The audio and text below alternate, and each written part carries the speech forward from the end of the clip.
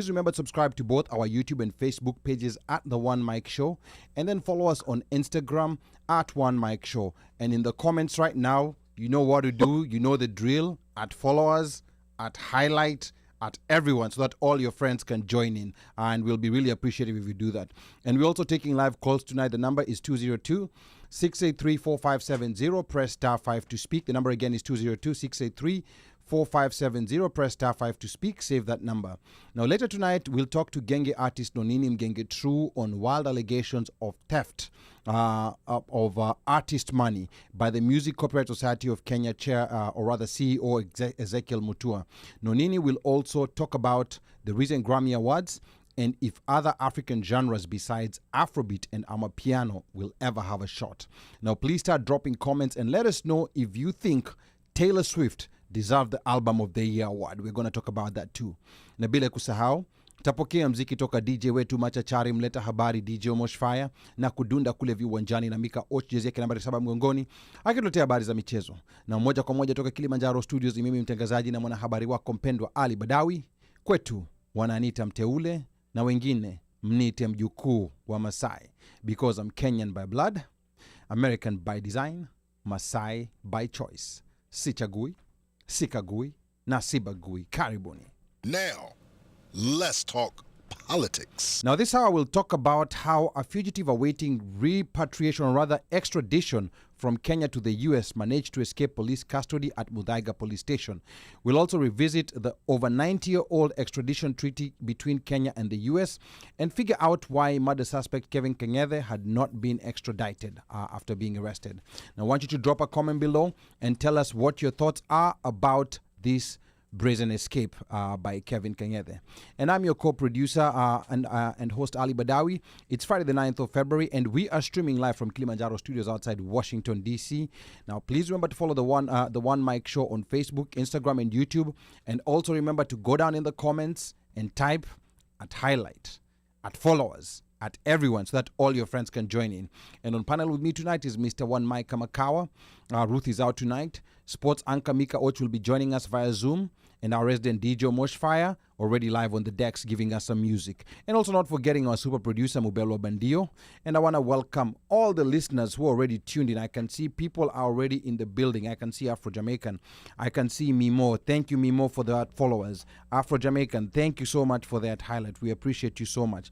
Steven JJ says, huyo jamani watu wa hapa wamemwai. I won't be surprised ukiona akombelea Blazer Mayolos Extraction 3. Sasa Steven JJ, iyo sheng ebu translate ndo tupate kuelewa vizuri. Iyo sheng deep. I want to welcome, I can see Tyrus, Eva, Tabitha and Jerry all tuned in. I can see Udi Madhenge is also tuned in. Brian Nyamu is tuned in. Pablo Nzengu, asante sana. I can see Liz means Steve Royer. I can see so many other people already tuned in, and you start typing your comments. Tell us what you think about the topics we've talked about. Maybe if there's something that you think we've missed, you want us to talk about, feel free to type it down there in the comment section. Now, Liz says that escapee story sounded like a Niger movie. He was seen running out, then jumped into a matri. How? And then Udi Madhenge says, guy just bribed cops. So this is gonna be one of the stories of the year, because this, like what we're talking about is a story that that happened. I don't even know how to explain it, but it's one of those stories that it just happened. Like someone had been arrested. It was all over the news that he'd been arrested. He was awaiting trial, and then punde si punde, the guy is missing in action. He's not there. Where is he? We don't know. I want to welcome all the listeners, and we're going to get started here with DJ Moshfire. DJ Moshfire, maybe just give us, a brief background of what had happened, before this guy left the U.S. and why, the Kenyan security services were trying to arrest him for extradition. DJ Moshfire, karibu sana.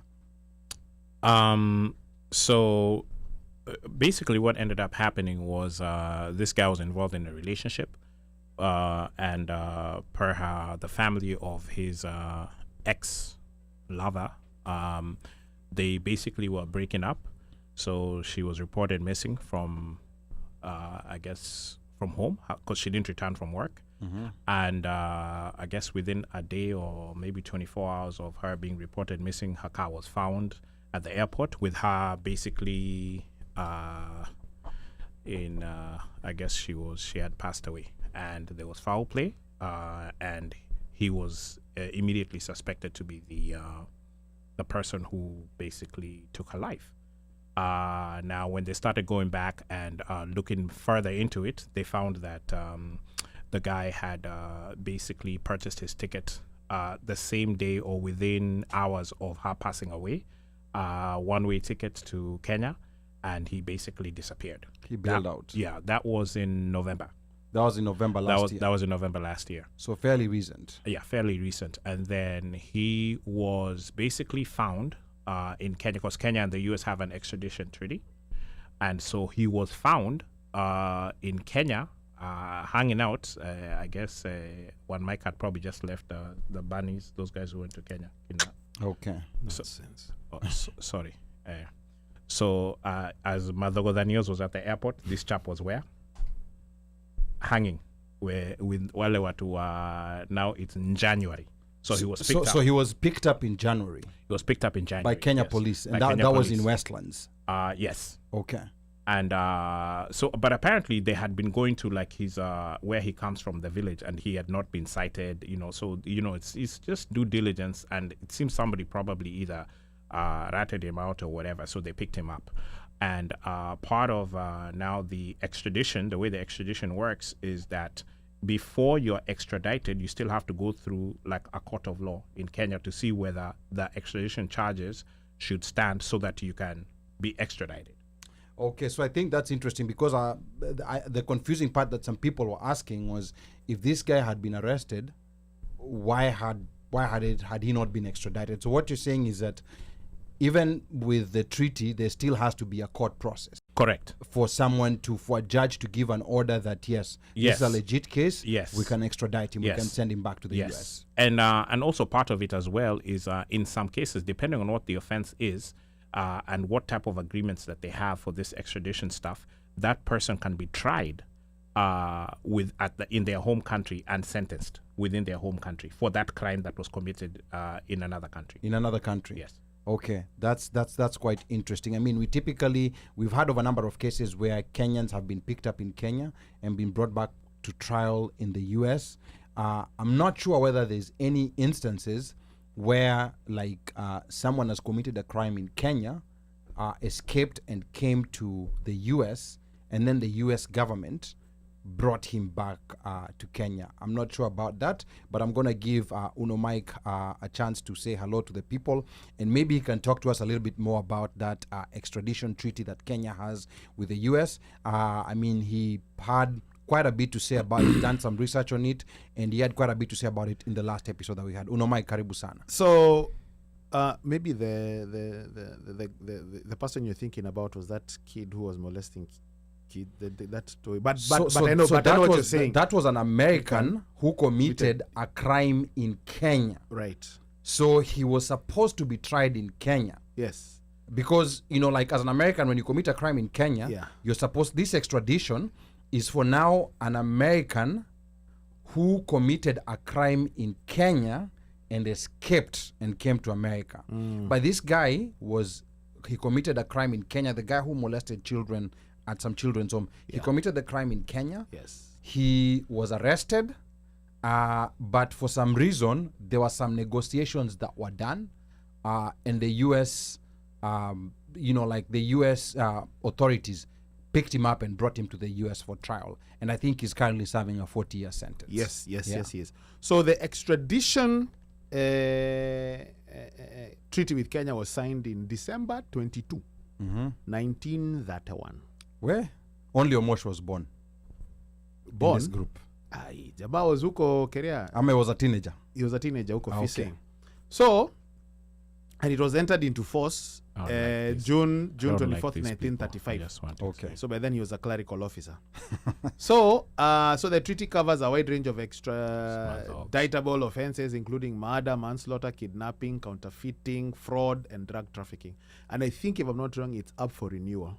So that I have to confirm. So it had a sunset clause. So what I was reading up on was that they need to modernize it. To modernize it. Yeah. But this is a treaty that was of Wakoloni.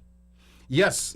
And it's still there. But you see, the interesting thing, a lot of laws that we have in the books today, correct, are, including the penal code, are colonial laws. Most of these stayed in the book.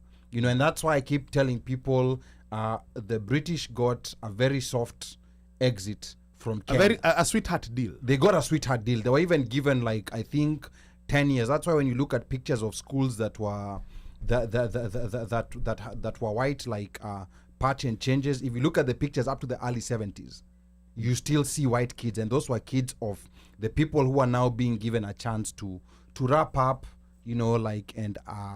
and hand over to the Africans. That period was called Africanization. So they got a very sweeter deal. But anyway, Mike, back to you. So to extradite a person from Kenya, what the United States needs to do is must first submit a formal extradition request to the Kenyan government. The request must include information about the crime that the person is accused of committing, as well as evidence to support the allegations. Okay. So if the Kenyan government approves the extradition request, the person will be arrested and brought before a Kenyan court. The court will hold a hearing. This goes back to what Omosh was saying, to determine whether the person is extraditable under the treaty. If the court finds that the person is extraditable or ditable, the person will be handed over to the US authorities. Yes. Okay. Na huyo ameenda. Imeenda. Yeah. Once they say my brother or my sister, weenda. Umeenda. Okay, let's hear from Mika on what he thinks about this whole situation. How someone was in custody, at Muthaiga police station, yuko mara hayuko. He just disappeared into thin air. Mika. Yeah. Party people. Niaje kaze. Aya, salimia watu and tell us what you think about this interesting case here. Hold up, let me confirm. One Mike, Mosh is the one who used to introduce himself as party people.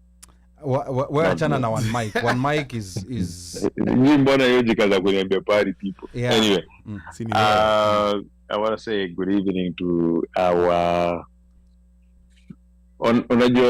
listeners wako remote kama mimi. Wapenzi wachangiaji.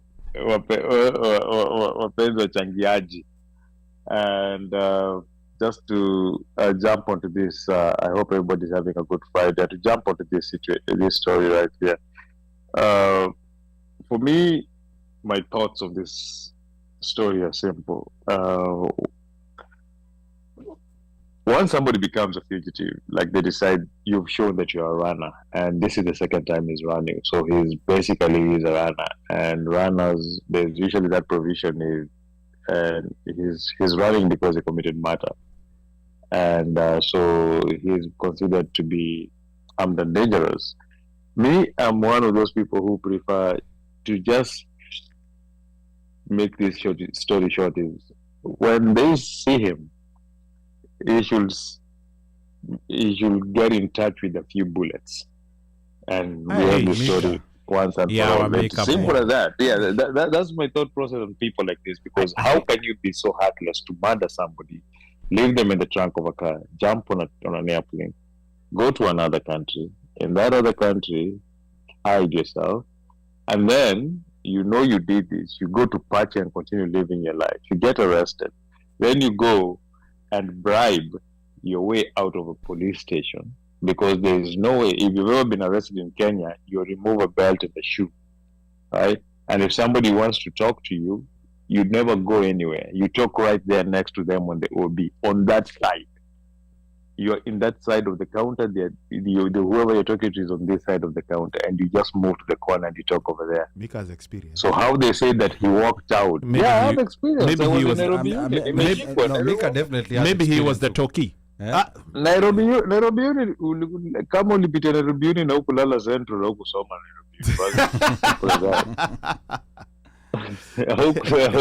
Nairobi. So the thing is, there is no way. What I'm trying to say, there is no police station in this world whereby you'll be allowed to discuss with your lawyer and you step out. So this guy with his one shoe was allowed to go talk to the lawyer at the compound of the police station, so he can just walk out and get on number 3. No, it doesn't happen. Somebody was bribed. And for me, to just make it simple, and I know no matter what happens, you can never bring that young girl back. These are the people who deserve bullets. Mika, that's Mika's opinion. It's not the official position of the... No, it's my opinion, and I'm saying that is mine. And I'm continuing maintaining but you realize that Mika lives in Virginia, right? Mika lives in Virginia, where everybody is armed to the teeth. And they are dangerous. Yes. And then they conceal. Well, let's read a quick comment here. You know, Pablo has thrown a curveball that I did not even know about. But Pablo is saying Kang'ethe relinquished his U.S. citizenship, so he couldn't be extradited to the U.S. without a court process in Kenya. The extradited cops at Muthaiga police station were simply sloppy. So Pablo maybe explain to us, did he relinquish his citizenship before he committed this crime, or is this something he did after? Because I'm Tell Pablo to call, but your number. 202-683-4570, press *5 to speak. Simple. And the reason why I'm asking this question is if it happened, I'm thinking it might have been before. Because if it happened after, to relinquish your U.S. citizenship, you have to be outside the U.S. and you have to go to a U.S. embassy. And you give them their passport back. Yes. And now when you're going to a U.S. embassy and you're someone who's being... who's a fugitive... They will capture you there and then. Umejipeleka. Yeah, umejipeleka police station mwenyewe. So maybe Pablo either call 202-683-4570, press *5, or maybe explain to us, you know, like when this happened, because this is a part that that I don't know. And then Mimo Kwenange says... No, I did hear that too, that he did...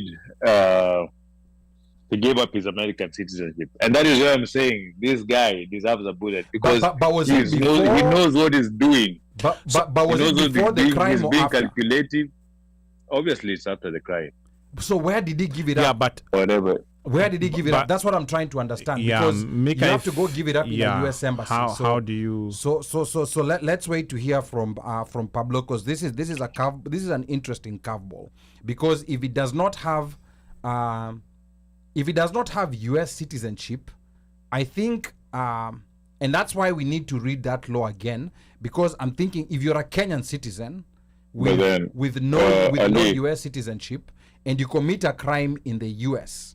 and then you escape to Kenya, can the U.S. still harvest you back as a Kenyan?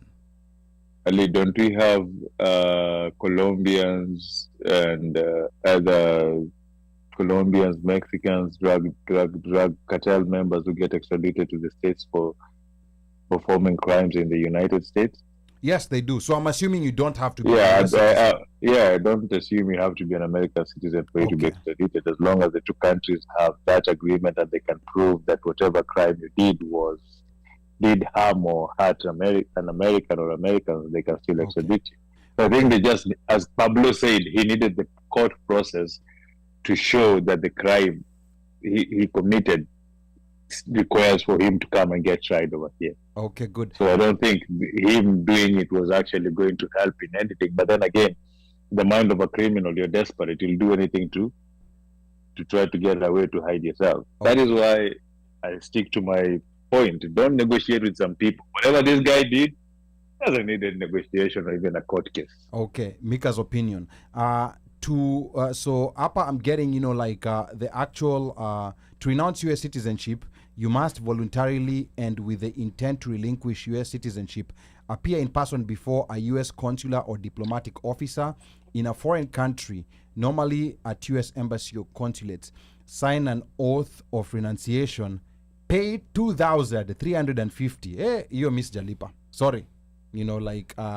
I don't know. You have to pay 2,350 to renounce your US citizenship. So you won't put that in a money market account and wait for 40 years? Hey, you have index fund. You neka index fund. You have in a JIPA. It doubles every. Not 5, an 6, IUL. 7 years. Hey, IUL achana nazo hizo hapo. Those are stories for another day.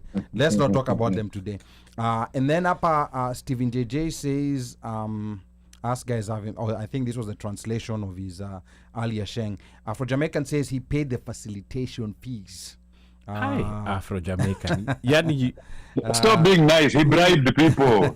Facilitation fee. And then alihongana. Pablo anasema, maybe it was a brown envelope. Pablo is telling Omosh Fire, not for capital offenses like murder. For those suspects have to be tried where the crime was committed. So what was so is he saying that the court that process explains why cartel members get expedited, because most of them most of their charges have are murder. related to murder. Yeah. Okay. So basically our what we're thinking here is that because he gave up his citizenship, that's why he was being he was brought in front of a court of law. Okay. Now Mosh, please pronounce for me this name right here, that last name, because me was seeing lawyer. Rawer. So me was seeing now Rawer. Okay. Liz Pole kama had butchered your name before. And Liz is probably going to get me. And afadhali ungekuwa Mkikuyu useme lawyer. No, unaona hiyo Y and it's W. It's not a common name. But lawyer. Yeah. I'm saying lawyer. So Liz means Steve. Rawer. Okay. I think Liz call in and please. And you need to. to. Slopes musijaribu. 202-683-4570. Press star 5 to speak. Now Liz says the article also mentioned that he had given up his US citizenship, which is why he has to go through the court process before being brought back here, because he is essentially a Kenyan, not an American. Okay. And then Pablo says, let's not forget that the US would normally have an upper hand in an extradition treaty to protect US interests, of course. That is why US citizens cannot be easily extradited to other countries, but they can have someone extradited so fast to the US here. So I think most of the time, like if someone committed a crime in Kenya, an American, and is come to the US, Kenyan authorities will be like, because I think now you have to bring him back at your cost. I think the details are on the law. I think now, like if Kenya, you want him back, you have to bring him at your cost. And most of the time, like when they calculate those balance sheets, wacha kae huko, let him be tried there, or let him just leave there. And then everybody acknowledging Mika's new look, like naona hapa Pablo anasema Mika Och na look new. Tabitha anasema Mika went for his photo shoot looking great. And then Afro-Jamaica is asking bullets. That's a bit too much. And then Udi says it's bribing. Stephen JJ anasema that's why nasema they have him. He hakuna atiali walk out. He ni extraction. So this is another theory that Stephen JJ is bringing in. This the same. That is the Americans who extracted him, and then we'll suddenly see him on either Fox 5 or whatever local news in Boston is on TV. He's somewhere in the US. Is he the one who had the FBI story or not him? Stephen JJ is the one who had the FBI story. In fact, he was an episode. Kwanza he could be right. He could be right. He could know something. Yeah, he knows some things that we don't know. He has interacted with the powers that be. Yes, he knows some things. Federally, he could be right. Yeah. But let me ask you, why would the United States government take him secretly and take him? So this is a theory. This is Stephen JJ's theory. Mikabana, hii ni kama Mills and Boons. So you just let the story go. We endelea. It's got a happy ending and don't spoil a nice story with fact. So we don't know. Maybe Stephen JJ might be right. Once we see him in court in Massachusetts, all of a sudden, then that means Stephen JJ's theory. But as of now, it remains a theory, because the report that we have is that he swiftly boarded Ama3 and he vamoosed. And then Juliet AO says the goal is to bring him back alive, not as cargo. And then I think this was to Mika. Then Afro-Jamaican in that case, he'll stay huko. Well, Afro-Jamaican says it should not be that easy for us just to say bullets. Well, that's why I said that's not the position of the One Mike Show. That's Mika's opinion. Tell him our constitution allows us to do that. Yeah. Uko kwao, they can't say. Yeah. that. Oh, by the way, I forget that Afro-Jamaican is a Canadian. By the way, Uku, there is in the US freedom to bear arms. Maybe agree or not agree, but it's a constitutional right at the same level with freedom of speech, freedom of religion, freedom of Speaking your all the mind. Like, And when you take somebody's life, why should they spare you? Okay, and then Udia anasema, tell Pablo how do Mexican cartels get sentenced here. Jodo anasema Commonwealth of Virginia ni noma. Pablo says due process is reserved of everyone regardless of the crime committed. I think I agree with Pablo. And then Washeke anasema Mika ametumia aromat. And then Juliet says they can have done it many times, citizen or not. I'm not sure what that means. And then Chris Rain, is he wanted as a person of interest, or has he been found guilty in the U.S.? He's been charged. A very big person of interest. He's been charged. You know, he has to go through the court process, but of course, he's not been found guilty in the U.S. yeah, and they haven't released they haven't released the evidence, but No, but there's a warrant for pointing- him. Yes. though. There's a Yeah, warrant. yeah, There's some everything is information pointing that to they've him, yeah. released, but they've not released all the details. Correct. And then Liz says the article didn't say when the citizenship was given up. It just said it was given up, and that is why he had to go through the court process. Otherwise, angebebwa hapa immediately. I think even as an American citizen, you still have to go. If you're already in another You still have country, to go through a court you still have to process. go through a court process for the Yes. extradition. I don't think they can. Because they you can- also have the right, you depending on how you defend yourself and what the laws Unajua are, you they can can move- also block. they can move into an extraditing him to haraka hivyo. Yeah, and those are you movies. see, But also don't Yeah. forget, because this is the Kenyan treaty, you first have to prove in a court of law that you're worth being extradited. Yeah. Sasa First of all, kama kina Akasha, they did go through a court, right? Yes, they did. They went to a They court, did go and to a then court is of when law, they were yeah. put on a plane. So it doesn't matter whether- So you will You- go you through. don't- Go ahead. You don't see even in those movies when they're extraditing these guys, there's usually like a judge on standby immediately. Like when even when they did, the way they did El Chapo, the moment they arrested El Chapo, there was a judge on standby already. Like had already given that. Like the moment they said he was arrested, they took the judge to him. They had a control judge said extradite, and that is how he went to the airport immediately. You have to go through the court process. I don't think you just go there and they nyakua you and take Yeah. you out. Yeah, you have to Like go that. through the court process, of course, unless somebody you're tell Miguna. unless you're Miguna. Yeah, that's the first one that I was thinking. But Miguna, that was not extradition. That was deportation. He was That's a whole different process. He was abducted and kicked out. Yeah, you know, but it was against court orders, so that was also an illegal deportation. But you know, like story for another day. And then Liz anamwambia Omosh, you should be ashamed of yourself. Liz, Utapiga fine. Liz, You can't pronounce my name. I agree. I agree. We piga tu fine. Fanta mbili. Okay, I got you. And then Mika in the normal Kenyan language anasema kujaribu tu.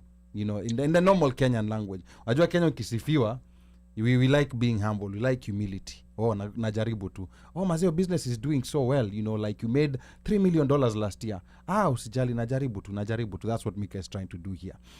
Anyway, Ron Imaneni anasema some conspiracy theories are dead in the waters. I think he might be referring to Stephen JJ's theory.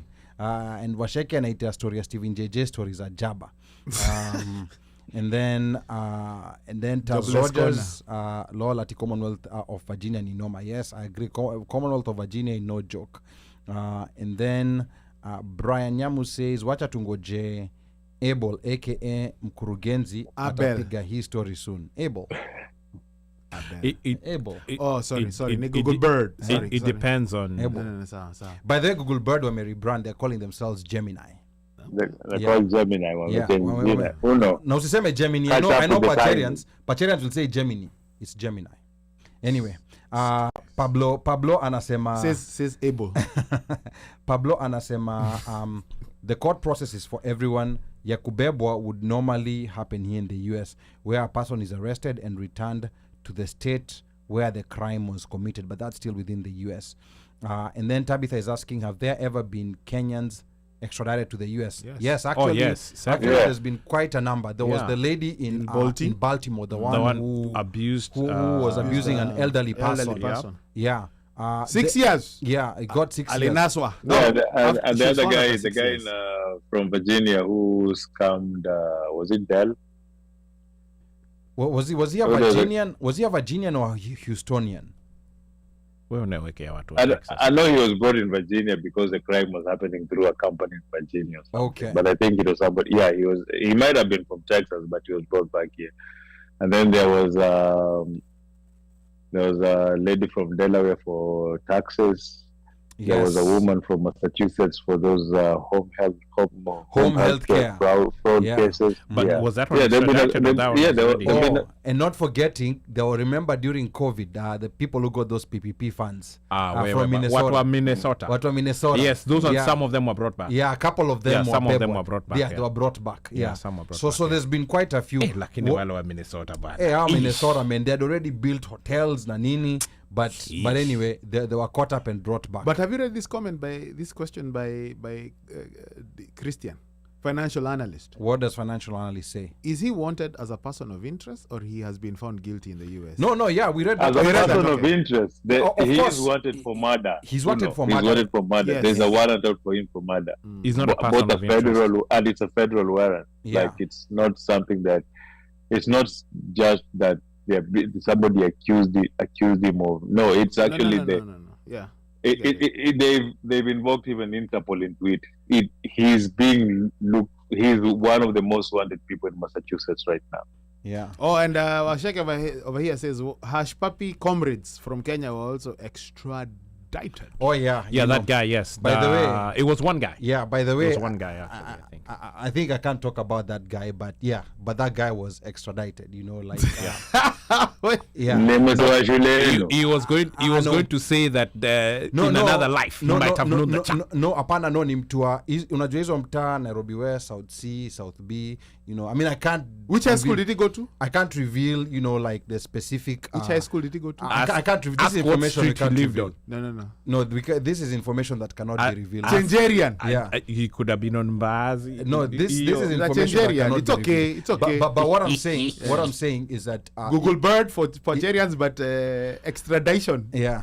For Nigerians. He's on town, Nairobi West, South C. You know, we know each other. And Raf, you can dial in. Yeah. No, sikufurahi najua. I know. Si ndio. Sinangoja tu. And Raf, you can dial in. Our wase wa Mada, Nairobi West. But he was the brains of the operation. But anyway, he sure was. But that's okay. That's okay. Brains changes, like yeah. Another day. Anyway, want to remind the listeners, of course, this is the One Mic Show. Now, later tonight, we'll talk to Genge artist Nonini Mgenge2ru. Now, Nonini is being accused of being a thief by Ezekiel Mutua. So he's going to be coming live. Fugitive, yes. Because fugitive. Get it right. No, utaki Mgenge2ru anze kusema I need that by Monday. No, he's being accused of being a fugitive for stealing money from artists. Yes. That's according to Ezekiel Mutua. Yes. He posted that and that's why he fugitived himself. Yes, and of course Ezekiel Mutua is the CEO of the Music Copyright Society of Kenya. Nonini is also going to be talking about the recent Grammy Awards and if other African genres besides Afrobeat and Amapiano ever have a shot. And how come we did not hear about Genge? Remember last year there was a time when there were all these new categories added. Yes, so gonna subject matter expert over here. I know. Right now, Omosh is almost ready to talk Grammy about award-winning DJ. Yeah, no, but that's gonna be in that segment. He's gonna show up. Yes. Okay. Yeah, just back him up. All right. I thought you said I'll back it up, but that's a story for another day. Ron is saying, yes. I was just making sure you guys are paying attention. Ron is saying that court process may arrive at a decision to decline approval to extradite if the weight of the evidence does not meet the threshold. In the court's opinion, example, former finance minister Chris Okemo won against many years of attempts to extradite him to the UK in 2022. So of course this is a court process. But then again, the funny thing is that most Kenyans are not surprised that this guy walked out of police. and got into a matri. Yeah. They're like, ala, Most Kenyans- kwani ni siri? Hii vitu ufanyika. Ni nini? It is Americans, like, or Canadians, like Afro-Jamaican, who are surprised that a high-profile criminal like this can just walk out of a police station and nobody knows where he is. Now, I wish to remind people that in this same Kenya, we've had a fugitive, someone who escaped from prison, become a governor. And said it. On camera. Become a governor of Nairobi County. Yes. So elected just understand. official. And elected, he became the governor of the capital. Like you have the president, maybe the deputy, and then number 3 in all, okay, maybe you might say the speaker of parliament, and then after the speaker is the governor of the capital. The governor of Nairobi, he's a very powerful person.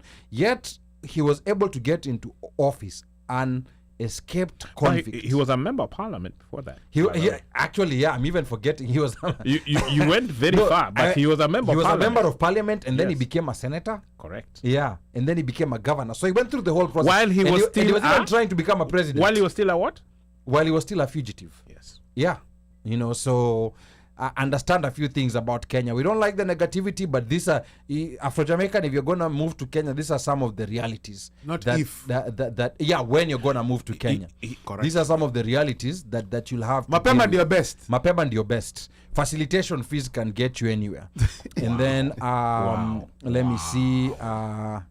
Let me see what else is being said. And then Taz Rogers is saying it's Virginia, not Virginia. So I don't know who. He said Virginia. Virginia without the R. He says Virginia. Virginia. Yeah, not Virginia. See tulijua Virginia. Yeah, I'm a Virginia. Yeah. Sorry, Uno, you were saying something. No, go ahead. You go ahead. Yeah, so I think I was too ahead. Yeah, Pablo says the case. This is a state for lovers. Okay. They don't shoot people. Yeah, and for getting pulled over too. That's one of the most likely states that you'll get pulled over. And please don't have a dead mbuzi in the trunk. Oh yeah, we have experience. We know about people. Or a live mbuzi in the trunk. Either way. We know about people who are caught with live mbuzi in the trunk. Yeah. Either way. And then Pablo says the case to determine the extradition is still going on. Washeke says Hashpapi comrades from Kenya were also extradited. Correct. Brian Nyamu, the guy is a storyteller. I think that's in response to Abel. Okay. And then Mimo says, Ali, you sound suspicious. Suspicious about what? Ibu Mime type up. I think she was saying about the Nairobi West connection. Yeah, the Nairobi West connection. I mean, unajua Nairobi West South, si watu wanajuana. Remember, Mimo, wanajuana kwa vilemba. Watu wanajuana, like he used to borrow mdalasini. Watu wa changes. He used to borrow mdalasini. Okay, and then they'll probably even career dormmates. Okay, and then Taz Rogers anauliza Nonini ni nini today? Yeah, Nonini ni nini today? Okay, I'm gonna ignore that. It's Friday. Alafu Pablo anasema Nonini should have Ezekiel Butua extradited to come answer questions hapa kwa show. Actually that would be a very good idea. We'll try to get, I don't know whether Nonini can facilitate that, but we know people who can facilitate that. So we'll try to see if that can happen, because this guy Ezekiel Butua, he just refuses to go. He's always there for one reason or another. He's like a roach. And then Taz Rogers says he will be extradited just like those Niger teens. I don't know what Niger teens is talking about. Mkenya Mashinani, Felines Kabuga. I think Mkenya Mashinani means Felician Kabuga. Felician, yes. Yeah. Yes. Escapade, the genocide figurine from Kenya. Yes. Another, that's escapade or escape? Escapee. Or escape. It should be an escapee. Escape. I think it's escape. Be an escapee. Escape, the genocide figurine from Kenya. Kenya, yeah, just that Felician story to date. It's suspect. Hiyo kitu unajua ilichujwa, eh? Yeah, and then just like that. The guy was buying his store in Kenya. Yeah, and who was he paying? Kibaki. Now Pablo is saying, Ali Badawi, you're actually asking questions and providing answers. That's Kenya. Who cares about the law? And then you're doing like Zakayo. He comes up with solutions and then creates problems. Solutions. And then my friend. Yeah, and then Brian Nyamo anasema matamshi inaleta shida. Wa VA wanapenda out of state plates. And then Taz anasema Avotieno's bill passed both chambers. So this is something that we're going to talk to Leon Avotieno's bro on its way to the Governor Yankin's desk for signing. So that's quite big. So this the mental. Yes, the one for mental health. Yes, yeah. and I hope that other states will adapt it. Yeah, because that is very crucial. I hope Congress will adapt it. Congress, that's another story. But I hope also Congress will adapt it. You have to start local and then you can work it national. Yes. Okay. Yeah. So quite a few comments here coming in. I want to bring this back to the studio. Now we also know that these things about prison. Now that one for Kenya, I don't know that to call it a prison break or a prison walkout. Or a prison walkout and then get into a matri. I don't even know what to call it. He wasn't in prison. That was a police station. That was a police station. He was in custody. It was a police station exit. So it was a police breakout. Police station breakout. He didn't break out. He walked out. He just exited. Because that story is very suspicious. They basically looked at the OB book as he was walking out. No, a guy, okay, according to what they're saying, a guy who claimed to be the lawyer showed up. Yes. And then he said he's a lawyer. And then he was given an opportunity to have a conversation. To have a conversation in an office. Okay. Which is, Mika, let me come back to you because when uko familiar kidogo na the insides of a police station.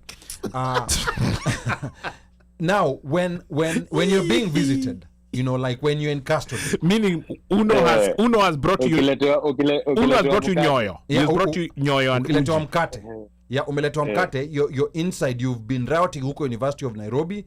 You've been tupwa duko Central Police. Pelted people's cars with stones. Pelted people's cars. You've stolen kuku that was going around over there. You've looted businesses. Now you're in police custody. And you couldn't raise money. Yes, you're in Central. And then now a lawyer wants to come and visit you to discuss the modalities of your. Give us that process. What happens? Now, where uko ndani lawyer comes in. What happens, Mika? So basically, this is how a police station is. When you get in, it's when you walk in through the main door, and all of them look the same. They're like a box inside. So when you walk in through the main door, there's that. What do they call it? Hapo kwa counter where they stand. Hapo kwa OB. They say kwa OB hapo where they will be your parents book. Yeah. There's that, and there's a side there's a door which leads straight to the cell. So first of all, when you come in, you are thrown in behind the counter because hapa katikati is the space you can run, you can do anything, you can fight them, but you're thrown inside uko behind the counter. Behind the counter now, that is where you remove your shoe and your belt, as your name is written. Then you're thrown inside the cell. So they remove a shoe and a belt. You remove one shoe and a belt so that you don't commit suicide with the belt. Yeah. Okay. And what's the purpose of removing one shoe? So you can't run. So you can't run. How will you walk outside there with one shoe? Okay. So they remove one shoe and a belt. Now after you go into the cell, if let's say Omosh decides to bring you half loaf and milk, when you come out, you're not going to cross the occurrence book. That you're not going to cross the area where those guys who signed the OB where they will be. Yeah. We just be because your visitor will be told you hapa umemletea nini unampatia hapa. If let's say for example you want to be moved from behind the OB, you have to be cuffed. And why would you be moved? Cuffed. What's the reason why you be removed? Maybe if you remove, let's say, the detectives who are handling your case want to go question you, yes. Or maybe you want to go, as you said, you have a lawyer, you want to go meet your lawyer. You probably go to one of the interrogation rooms, and you'll be cuffed and be taken. Or an office, depending on how you get. Yeah, or an office of one of the OCPD, OCS, or whoever is there. You still have to be cuffed.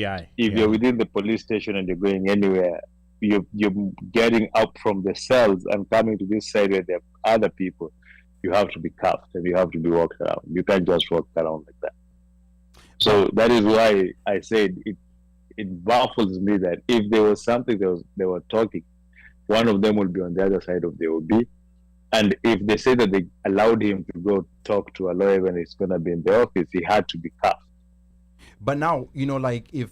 Even if you're not cuffed, like as long as they're moving inside, even if you're 2 people, they'll cuff you 2. Even if you're many, they'll cuff you with another person and working together.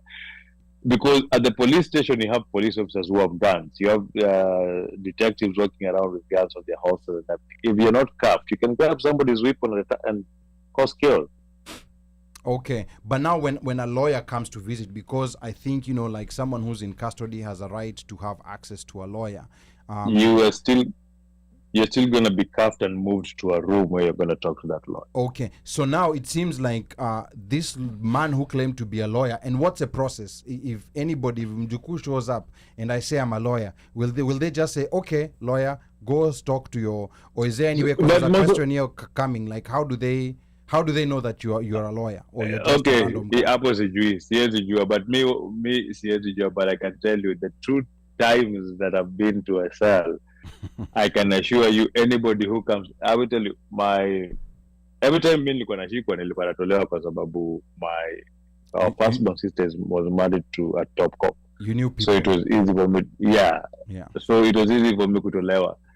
But the thing is, even him, when he came to get me out, he would stand on that side of the OB, me I'm on this side of the OB. By the time we realize ni nani ndo kwanza unakujanga ukipigwa makofi mabusu. So by the time they realize mabusu, by the way. By the time they realize who you're with is when they switch and try treating you nice. You still, every bit of communication, you're going to be on this side of the OB until either you are signed off to be released or you are signed off to a detective or to another cop to move you somewhere else. Yeah, and central is very interesting. Yeah, so I don't see, for me, I don't see how. And the central number the guys will make the same thing. I know they've improved police stations these days on this thing, and there's like a difference, but all police stations used to be made the same. I don't see how you can tell me that you will go like, and then even if they were in an office, all police stations have one exit and entrance. Correct.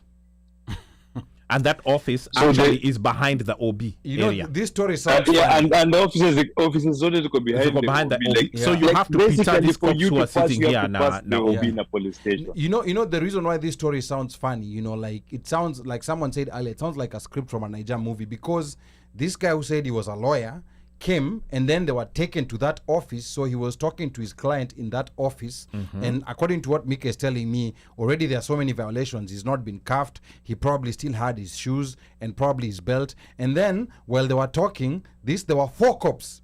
These 4 cops think they're still talking, then they go there, they find only one person, and then they ask him, oh, where did the prisoner go? Sijui alitoka, si ametoka tu hapo nje. Then apparently they said that he boarded a matatu.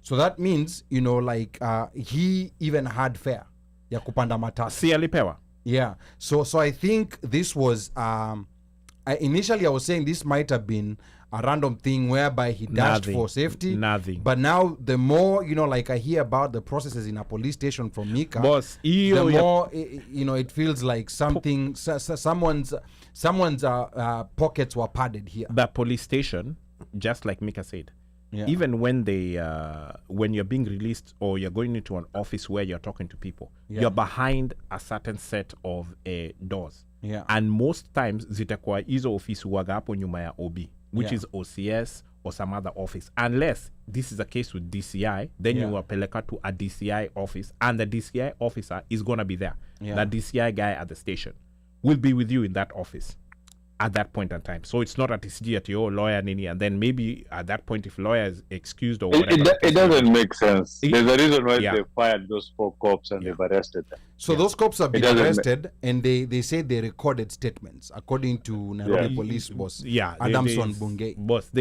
and then hapo kwa hizo cells, unajua kuna cell ya kwanza na kuna cell ya pili. Cell ya pili ndio sasa ya wale. Omosha kona experience. Omosh seems also to have experience. I will not tell you how things happened, but kuna cell ya pili, hiyo ndio sasa ya ndani. Alafu kuna cell ya nje.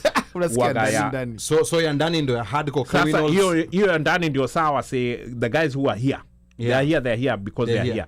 Then wale wameishi, wale wako huko wamekuwa yes, their furniture. Yeah, but Then the fresh ones like the Mika, fresh ones, he's just been throwing rocks at cars. Those ones when are they better. first arrested, they were caught in the karibu first na one. choo. They were caught in the first one. Yeah. In the first cell, which is literally in the front. Wow. I mean, the details I'm getting here. Omo shiko kando ya choo. Usisahau hiyo detail. Okay. Na kumekaa kumejaa by the way, na siku za kwanza unalala hapo nje ya choo. So unajua huko ni jela ni umauru yako, kichwa ngumu yako itaamua pale unalala. Wow. Correct. So we have ukirusha ngumi 2-3 hivi. Yeah. We have 2 subject matter experts and on the inside. Depending on how much money you have that can slide out of your pocket, you may never even go into any of those cells. So you're saying this guy may have slid some money. Again, I'm just saying, if you slide it, you may never ever go into those cells. Facilitation. Unaweza kuwa unalala kwa ofisi. Yes, utalala kwa ofisi ya OCS. Now, by the way, you also have your cell phones on you and so on, so you can communicate with people. Na wanaenda wanakubaya chakula na come. You tell them what you want, you buy for them, and they wow. you pay for it. You sit down na munapiga story pamoja mpaka asubuhi. The only time you'll move is when the OCS is coming in, because then he's coming in, then he's checking the occurrence book to see who came in between the time he left and asubuhi. That's when they weka you huko kwa ile cell. Hii ya mbele. Na saa hizo shawashwa na wale walikuwa kule nyuma. But, okay. I digress. Yeah, let's read a few comments here. Mimo is asking, were the police officers arrested, the ones in Kenya? Yes, they were. And by whom? They were arrested, of course, by other police officers. So maybe they might also give some facilitation fee to leave those cells. No, hakuna facilitation. Those chaps are not even being paid. Pablo says that was an embarrassment to the Kenya government and by extension the Kenya police, especially considering the discussions going on internationally about Kenya police going to Haiti. Yes, they're going to Haiti to meet a guy called Barbecue. Yeah, and Barbecue alioneiva akasema wacho akuje hata tawahonga tu watu wakwe wake. Yeah, they might just turn against against each other. They will protect him. Sawa. And then let me see, Stephen JJ anasema wacha nisichome picha. It seems like Stephen JJ knows something that we don't. Stephen JJ, we are waiting for you to choma picha. Let me tell you, if you grew up in Nairobi, there's 2 facts. You've slept in a cell, ama umepanda Mahindra or a Land Rover. Zilikuwa depend on 110. Yeah, wacha Land Rover, kulikuwa na zingine zinaitwa Mariamu. Wewe uliwahi kuingia Mariamu? That's what is called Mahindra. Kulikuwa Mariamu ni eje Kinomoshi. Zile ma Bedford, zile malori refu. Zilikuwa malori refu. And then kulikuwa na zile Peugeot 504 za Flying Squad. Yeah, that's just hapa karibuni. Yeah, that's reason. That's hapa karibuni. Kwani umeingia hiyo Ali? Ni mwana mtu akiingiza. Maze hiyo unajua hiyo ukiingia kuna guarantee utatoka. Hiyo kiingizwa sometimes. Kuna guarantee utatoka. Even people who are being killed. That's where they were being ukiingizwa kwa Peugeot 504. Hiyo 504 na Subaru. That was Subaru ya Mambaru. Guarantees are not there. Yeah. So Pablo says, but unfortunately, like me, a lot of people I played soccer with ended up at the back of that 504, and most of them never came back. Yeah. Your 504. We had a problem generation yetu ya ball. Wengi walishikwa na tamaa wakaingia wizi. And they used to use ball as a cover. Yeah, Pangani Flying Squad. Yeah. Na hiyo wizi sasa, wizi ya mabavu ilikuwa iko na pesa. Ni hapa Tungara. Ilikuwa tu hapa Ngara, Pango, over here, Isili, Calif. Yeah. This corridor. Yeah, corridor ya Shaw. Ilikuwa tu corridor ya Shaw. And then Pablo says police stations in Kenya are not like police stations in the US. When someone is in remand in Kenya, the police station, they have some latitude to almost walk out of the station and meet people or take phone calls depending on how the cops on duty feel like wakipewa kitu kidogo. Correct. Kang'ethe was in remand and not in jail, so that will probably explain why he was able to walk away. And then Patrick's is asking, who can remember this saga in 1999? Ocalan was apprehended in Kenya and taken back to Turkey. Yes, and Ocalan was one of the most wanted people in the world at that particular time. Was that the Jamaican? No, Ocalan was he was from Turkey. He was Turkish, yeah. Okay. But he was one of was he an arms dealer or something? I don't know exactly what crimes he had committed, but he was among the most wanted people in the world. And he was just huko bangaizing in Kenya. And then Brian Nyamo anasema ukiingia kwa police cell, mtu utoa viatu, ID and all your stuff. Uko na kiatu moja, hauna belt, hii story ni ajaba. And then Pablo says in Kenya, access to a lawyer doesn't mean being unsupervised. When at the station, the remandee is called to the front desk to speak with a lawyer. If the lawyer wants some privacy, then the lawyer goes into the front office and allowed to speak privately with the client. So yeah, so interesting things we're learning about the Kenya legal system. And then Stephen JJ and come up na theory anasema na lawyer mulisikia ni wawili sio mmoja. Achuna Patrick says, I wouldn't be surprised if the lawyer was the one that paid the cops. And then Pablo says, Ali Badawi, the lawyer guy did not allege to be a lawyer. He was actually his lawyer. It is also reported that he met Kang'ethe at the police station several times prior to the escape. So maybe that's when they were planning it. And then... Oh, they were checking to see, eh? Yes. Okay. They were checking to see, you know, like the gaps, Nonini. And who will take 3 thou or 4 thou. And then also to kupima time matri kikam, ile utoke tu enough time when matri imeenda kuja, such that ukiingia matri imeenda. That's what they say. Akupanda. But that's what they say. Wanasema alipanda matri. No, it sounds nice when you say it that way. That's what they say. And then Brian Nyamo anasema Mariamu ilikuwa Mercedes Benz. And then Filaruma anauliza na ni matri number which and which hupita hivo hiyo area za Masos Muthaiga matri. Okay. That's no, Muthaiga police station nini? Muthaiga iko nini? Hapo kuna matri mingi zinapita. Matri ka zote zinasimama hapo. 44 hizo matri za Thika Road zote zinasimama hapo. Yeah. And then Filaruma anasema ati aliingia kwa matri casually area za Masonko. And then Patrick says Ocalan had terrorized in France. Filarum says alafu alilipaje matri na hana mfuko. Chris Rain says I doubt he boarded a matri. And then Ron says I've been in those flying squad wheels and still came out breathing, well, barely. 504 1996 and another model in 1997. Don't judge. Sasa Ron, that's a story that you have to come here on the One Mic Show to tell us about, because if you've been in those 504s twice, and people usually get into those 504s, and he came out 96 and 97. Yeah, and that was a critical time. Yeah, so him and Stephen JJ, if they combine, that's Toro. What? That's Toro. Ronnie Manana ni kichwa ngumu mjue hivyo. Yeah, that Toro can be fire. Now Washeke says Ocalan is a Kurdish freedom fighter. And then Stephen JJ anasema iko Thika Road. Anyway, you know, like this is a story that we're going to follow, but more important, we are hoping for Margaret Mbitis, the victim, the family, to get justice. Correct. Yeah, because at the end of the day, those are the ones who are most affected by this. So we are all affected. Ali, this can happen to any of us. Like this can happen to people who we know directly, and just we don't want it to be that people get in their heads that because you're here, you can commit such a heinous crime, get on a plane and exit to Kenya. Yeah. Because you have the option to exit to Kenya. And I'm still curious on how he renounced his citizenship, because renouncing citizenship is not something that you just go do online. And I think that is why most people were saying like, even when you listen to Akina, like Spice FM, most of those guys were saying the story is not really making sense. Yeah. Because you know this guy is wanted. Let us start there. This guy, it's all over the news. Yeah. Umse ameweka wanted na stito. Ameshikwa, amenaswa. So hapa kuna kesi inaendelea. So whatever is going on, there's a hearing going on trying to establish whether he can be extradited or not. Whatever the process is. So this guy is a high value. Yes, he's a high value suspect. He's very high value. Yeah. But casually, lawyer nakuja, wanapewa mahali, wanaingia ndani, wanaenda kuongea. He walks out and boards a matri.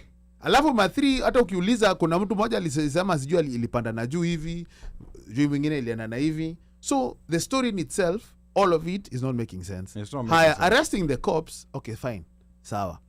That can still be debated. You know, it's just like the explosion that happened in Embakasi. Yeah. Muna arrest Wochi. Yeah, But- that doesn't make sense. But the persons and the people, the persons who are running that illegal gas thing, wanatembea tu, lakini wochi ndio amearestiwa. They were finally. Okay, you see, finally. Yeah. So again, it's the story itself is not really. It's not making sense. not- No, it's but not the cops. The cops need to be arrested if you are on That duty. is fine, but that If is you're on fine. duty and somebody walked out of the police station, with But all you- the surveillance are supposed But to be there, you'd and think then this is screening on a CCTV, you are supposed to be arrested because the cops need to be arrested. Watatusaidia kumpata. no, I'm not. But what I'm saying is, it's like these are high value career individual, right? Meaning, muse ni targeted. But you're like it's either lapses, the very many loopholes. Kuna it's like it's just not making sense. Now That's what I'm saying. It's just not making sense.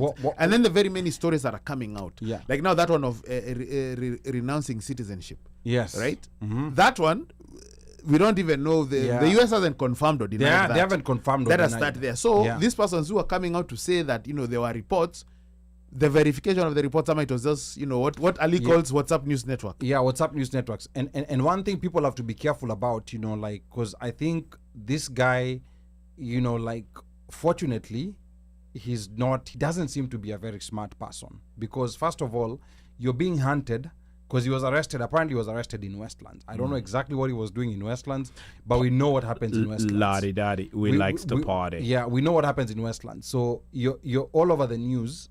You're a fugitive. Walimeshika kwa club. Yeah, and then unaenda kwa club. So even here, I don't think he had a proper plan. I think maybe he did have a plan to kill the girlfriend, but I don't think he had a proper plan. He thought that once he's boarded that plane and he's gone, his story may issue. Yeah, no one looks for him. Yeah, I think that's what he might have thought, and that's why I'm interested to know this part of renouncing citizenship. Where exactly did it come from, and how was it facilitated? I don't know whether this is just a story that's I think told. I'd be more interested in even if I was to question and ask him like, okay, why take your girlfriend's life? So that's Uno something. was Unless you're in the mind Uno. of the killer, Hey, unless you're in the mind of a killer, Mase, you'll never know. you are going. No, That's too deep. You're it going is, deep. but You're going deep, my friend. but still. That's too deep. Na unaona lately in Kenya kumekuwa na hii issue ya femicide. Which, I don't know, there's been a lot of news stories, so sometimes when we're listening from outside here, we can't tell whether it's similar stories being overtold or whether this has been because the women were out protesting very recently. And they should be, because the thing is, when you cannot feel safe where you're supposed to feel safe, when you cannot feel safe in your own home, when when it happened the first time, there was a narrative that I'm a damn woman, and like it was a transactional thing. It was like these women were selling. But then we started seeing people being murdered in their own homes, people being murdered by their spouses, people being murdered by their relatives. When does it get to a point whereby, as a woman, you will wake up and walk away safe? You should not be living in a country where you're not sure of yourself. Nobody should have that fear every day that you wake up, you're not sure that somebody can just decide to take your life because they feel they can get away with it. Nobody should live like that. And that is why I'm saying this guy doesn't need to feel any remorse. Nobody should feel sorry for him, because for somebody to actually take somebody's life, taking a life is not something easy. When you get to a point where you've decided that you want to take somebody's life, you are nothing but an animal, and worse than an animal, because even animals have protocol when they kill. They kill to survive. When an animal becomes rogue and becomes a rogue killer, it's chased away from its tribe.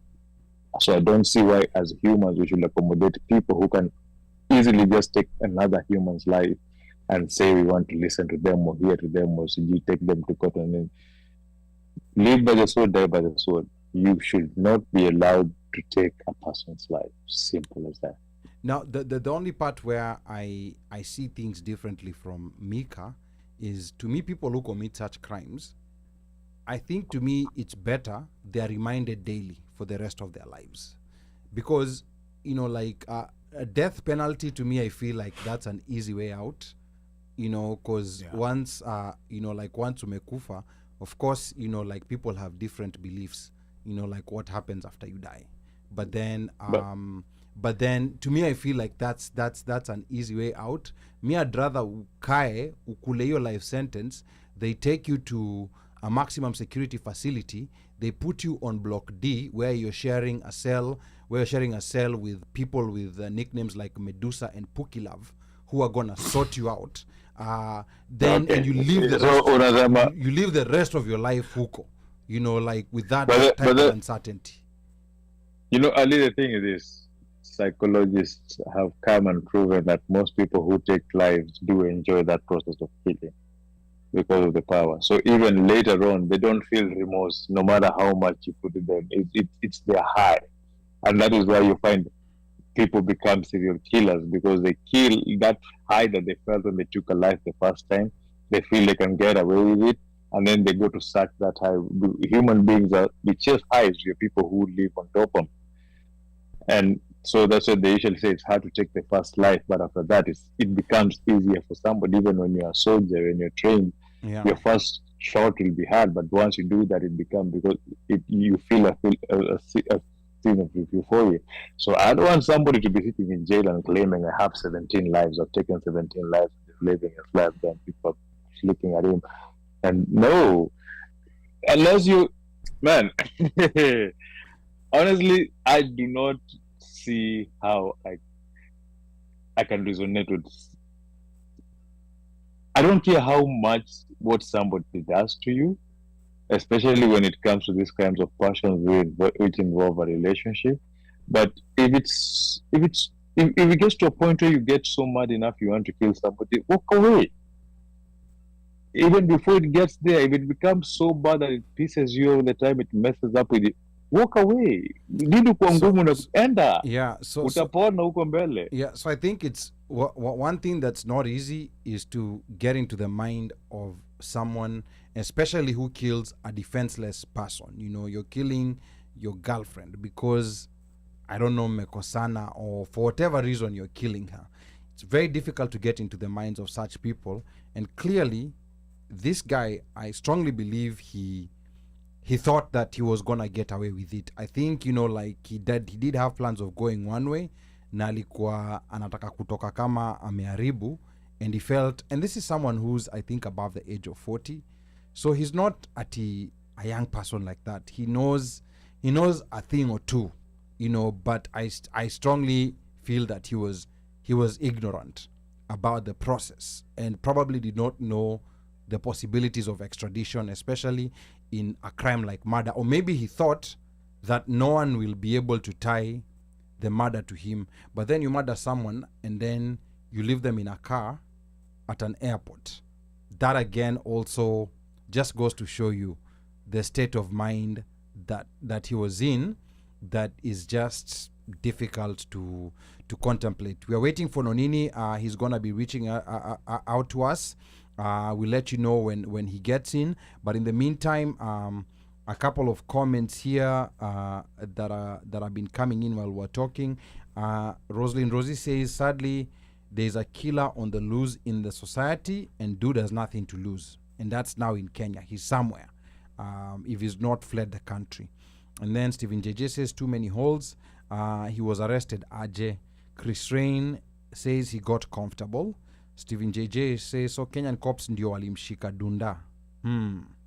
Patrick's typically will cost about over 10K to renounce US citizenship, 4,500 only to file paperwork. But that we're going to check, because the numbers I think we saw online are different.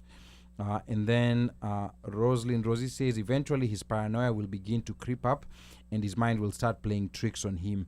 Anytime he sees someone looking at him, he'll think they are there to arrest him. He will never be at peace. Yeah, that's true. There was a Running movie. is not easy. Yeah, there was a movie. This Ugandan actor, what's his name, David Kaluuya. I can't remember the movie, where they were on a road trip somewhere. They had, I think they had stolen or killed. What was the name of the movie? were they stolen or killed? Like, there was a crime that they had committed. So everywhere they were going, they were suspicious that someone was going to arrest them. It's a fairly recent movie. I think ilikuwa last year maybe, or maybe last year, but one I can't remember. What were movies up or type down the comments. You know, it was one of the 2 to 3 movies that I watch annually that I watched that year. You know, I need to improve my movie watching. And then Chris Rain says, has there ever been many serial killers in Kenya apart from the one guy caught a couple of years back? There was this guy called Shimoli. Alikuwa ni Shimoli ndo alikuwa jina yake. Something like that. Yeah, even the system ya Majambazi, Mashifta sang about him in one of their in one of their songs. Shimoli was a gangster in Nairobi. He was a gangster. He wasn't a serial killer. No, he wasn't a serial killer. He's serial killer, I think, sana. But I remember there was a serial killer a few years back. Yeah, just a few years back. Yeah. But you know the interesting thing is, but those are stories probably will not hear. They will not make main media. But there's one guy who was arrested. He was showing people where the bodies had been buried. Yes. He was a popular guy. Yeah. I can't remember his name. But who's to say that those guys don't exist? We just don't hear of them. We don't just hear them, right? Yeah, we don't hear of them. Yes. but probably they probably exist. And I think in Kenya there are so many people who get away with all kinds of. Yeah, he was called Onyancha. Yes. Onyancha. Yeah. Ametuambia jina Onyancha. Onyancha. Okay. If a guy who has a warrant out for murder in the US is arrested and is able to walk out. And he walks out. Come on, bro. First of all, he was arrested at Adunda in Westlands. Yes. What you think about it? How many people have got court cases? Watu wengi. Yeah. Will they ever come to fruition? Chances are they No. won't. The judiciary itself, UKO, from sources. Let's start with the deputy. Let's start with Ahmed Nasir Abdullah. What's his name? The Grand Mullah. Ahmed Nasir Abdullah. Yeah, Abdullah. Wait, hold up. Do you know Kenya has a guy who escaped from jail and went on and became a governor? There's that. Yeah. There's that. Yeah, we're talking about Governor Sonko. So like Yes. it's not one of those like, oh my God, like it's Kenya for you. We have governors who've been charged for murder. Like we have cabinet secretaries. Like and they're still serving in public office. Very happy. They're doing jobo. Yeah. But the thing that saves them is the constitution says until the whole there's an MP charged with corruption who was sentenced to 67 years.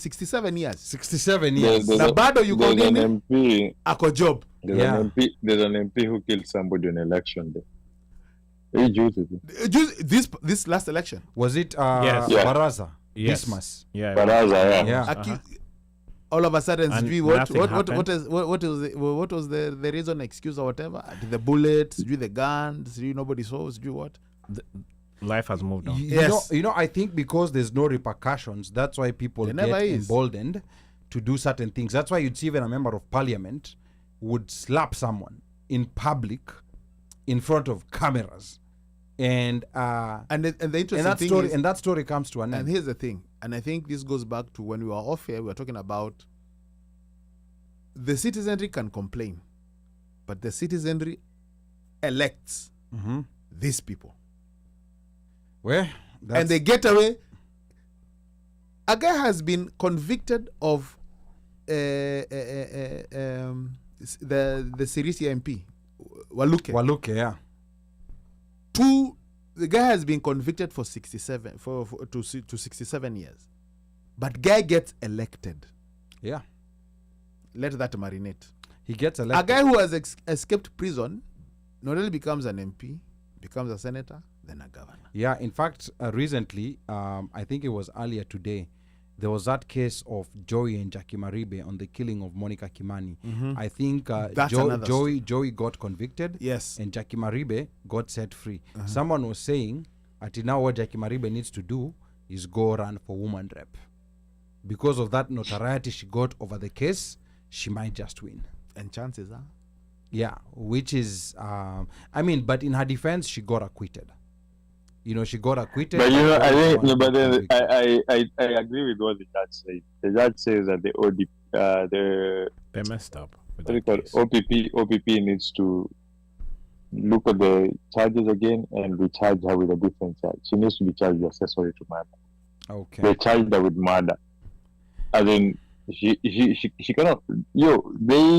If Joey was found to be guilty, and one of the reasons he was found to be guilty was because he staged a shooting at Maribe's house with Maribe. Well, she's guilty of accessory of murder because when he shot himself, he was trying to create an alibi. Yeah, but in such cases, sometimes there's a burden of proof. If there's not enough burden of proof to prove that she was an accomplice. Usually it's more difficult to prove, an accomplice than it is actually to prove the actual murderer. So I think that's why sometimes the people who are trying the case, they make a choice. Because if you overcharge and you fail to prove, then the case is thrown out. Kikuyu say, mujodhereria na muici ni kitu moja. The lookout and the thief. They're in the same WhatsApp group. Yeah. They're in the same WhatsApp group. Just like over here. Like if you drive the getaway car. Yeah. Ata wewe. If a crime of murder was committed, even you'd also be yes. Because typically a lot of times, even when a lot of these black kids get arrested, and that's why you find a lot of black kids have records here. Utakuta, they were in a vehicle where there was someone who was smoking weed in the vehicle. Yeah. Now when you're pulled over, hiyo ndo ile mnanaswa nyote waliomo. Now as all of you who were in that car, you will be given that charge because now the cop will say they have no way of telling who was smoking weed. So nyinyi wote. Nyote. And then if you don't have proper defense, then you just get screwed like that. You mentioned that, yeah. The interesting thing is when, like, even the because of the killings that that was circulating, the supposed Nigers killing people for rituals and whatever. Yes. The lady whose house it was an Airbnb. Yes. Hata yeye aliyekuwa korokoroni. Ndani yeye. Aliyekuwa ndani. Yeah. So I don't know if she has been released yet, but as of last report, she was still inside. Yeah. Because she's like, okay, these guys came, they rented or whatever. Ata wewe, we're gonna put you in the same career because it's like you're an accessory. You're an accessory to murder. Though she wasn't. Yeah. I mean, some of those things, and again, unfortunately, they basically will charge everybody we see within, even if it's the Wochi, because you let the guy in, and then those who have lawyers will lawyer up and you get out. Yeah. The charges. Those who don't, it's unfortunate. It's so unfortunate. Okay. All right. We are still waiting for Nonini to call in. He hasn't called in. Nonini, if you're tuned in, the number is 202-683-4570. Press *5 to speak. I mean, of course, we're going to be talking to Genge artist Mgenge2ru on wild allegations made by the Music Copyright Society of Kenya CEO Ezekiel Mutua. He called Nonini a fugitive. So Nonini will be talking to us about this. And before we get to Nonini, I think we're gonna go ahead and play that. There was a clip, or rather, there was a press conference, that was held earlier today, where artists came in defense of Nonini. Let's roll up that clip to hear what the artists were saying, so as to get a background of what happened. And why, there's a war going on right now between Nonini and MCSK CEO Ezekiel Mutua. Twende kazi. So today, najua mnashangaa ni kina nani. We are the Kenyan creatives, and for a very long time, we've been under a lot of exploitation. Without further ado, I will welcome our spokesperson to present some of the issues that we have. Karibu sana Bwana Shizo. Asante. Good morning, members of the Fourth Estate. Before you today are the Kenyan artists and other creatives who wish to state as follows. That we are perturbed by the attack of one of us, who is known by his stage name Nonini, by the people who are by law supposed to protect their rights and interests in the music fraternity. On the 6th of February 2024, Mr. Ezekiel Mtua, who is the Chief Executive Officer in MCSK, took to his social media platforms, specifically X, formerly known as Twitter, and chose to attack, cajole, and masdeling Nonini in an effort to intimidate and coerce him to stop asking questions about what has now become synonymous with MCSK, which is theft of artist royalties. Mr. Ezekiel Mtua must know that Nonini is a Kenyan citizen who must be left to enjoy his rights as enshrined in Article 35 of the Kenyan Constitution. We therefore demand that Mr. Mtua issues a public apology to our brother Nonini and the music fraternity. We cannot allow intimidation and commingling to the rule of our trade as our hard-earned royalties continue to be stolen by Mtua and his MCSK cabal. We also want this message to reach other CMOs. We are here to tell them that it will no longer be business as usual. In brackets, pesa zetu lazima tupe.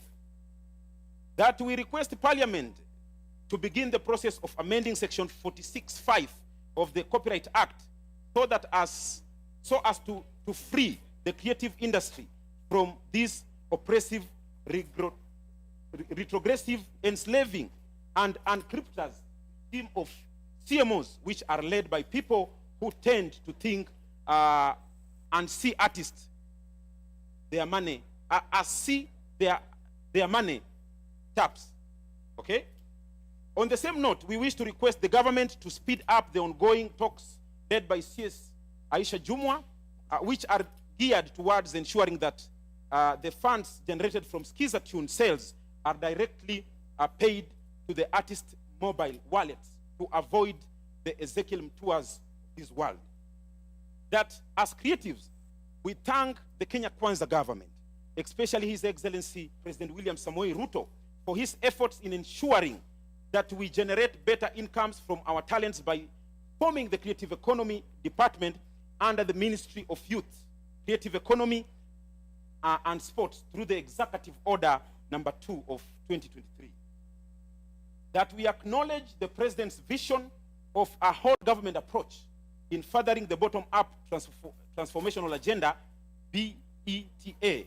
However, in separating creative economy from culture, the art and heritage, we respectively believe that His Excellency erred, as it has become the source of major confusion and conflict within our industry, albeit unforeseen. In this regard, we honestly implore His Excellency, the President, to reconsider these and find a way to realign these three departments under the stewardship of the Cabinet Secretary for Gender and Culture, the Arts and Heritage. We believe this will foster harmonious and cohesive industry as envisaged in Article 11 of our Constitution and give those in our industry ease of access to government services. Finally, we wish to request His Excellency, the President, to take the lead role in giving us an opportunity to participate in the management of affairs that affect us directly, because we are the people at the bottom of the entertainment pyramid, thus encouraging and boosting creativity and the arts bottom up. Usanii #Heshimiwe. God bless you. All right, that was Nonini Mgenge2ru, and you can check to see if he has called. That was the creatives. Yes, yes, that was correction. the creatives. Yes, Speaking, correct. Speaking on behalf on behalf of creatives as well as artists who are represented or should be collecting from MCSK, and in defense of Nonini. Okay. With the charges or the accusation. Okay, I think we have Nonini on the phone. Nonini, welcome to the One Mic Show. Please tell us if you can hear us. Nonini. Hello. Halo Nonini, unatusikia? Nawapata ni aje. Tuko poa. Asante sana Nonini, for taking some time to come and talk to us on this issue. I mean, of course, to may play your press conference, but before that, this was your first time back home tangu kuje stetuwe mmoja wetu. Najua like now you cannot claim that you're from Kenyan diaspora sasa. Unaona vile mlikuwa mna to enjoy zamani. Yeni Bani. Atinyima sama Banis. He's a Bani. Sasa ulikuwa Bani for the first time. Hebu tupatie experience ya kuwa Bani for the first time. Nonini? Mimi ni Mkenya tu, mimi ni Mkenya. Mimi si Bani, mimi si kitu yote. Mimi ni Mkenya. We ni Bani boss. Zoea. Yangu haijai change. Mimi ni ule. Zoea. Kubali tu. It's okay. We ni Mgenge bado. I don't know what that is. What's a Bani? But Mgenge Bani. What's a Bani? Bani ndo wanachukuliwa nge hapo tuna mabodyguard. Hapana, mimi na intro kwa to the same. But experience iko fiti, as in Simba, unajua. Hiyo kuna different kona Kenya from a bird's eye view, unaelewa? Okay. Quite interesting. Yeah, kulikuwa journey from what you left to where we are. What was the good, what was the bad? Kenya ni top, Buddha. Kenya ni top. Manze, Kenya inakaa kama New York bana. Ukiingia hivi highway huko, super highway inaitwa nini ile ni kutoka airport Matengori. Expressway. Yeah. Expressway noma, yani unaweza ndani uko New York. Kenya inakaa fiti sana. As in even developments, it looks really beautiful though. Okay. So Nonini bado uko nini kule juu I guess I'll just say bado uko kwa nini inaitwaje area ya Jalas, bado uko kwa hiyo area ama ulikuwa na niliexigio area. Okay, sawa because I just wanted to know what your experience was, going back huko, it's been 2 years or something like that. But nilipiga hizo raundi zote as in Nairobi, basically Kenya looks good. Nilienda Ocha, nilipiga raundi na hii mtaani, niliingia Kali, yani zile maraundi tu zangu za kawaida. Nilikuwa napiga maraundi zangu za uptown, maraundi zangu za mtaani, and then Kenya looks good. The problem is economy huko inagonga watu mzee. Wacha tu. And how's your program with the sanitary pads and the ilikuwaje color kwa face?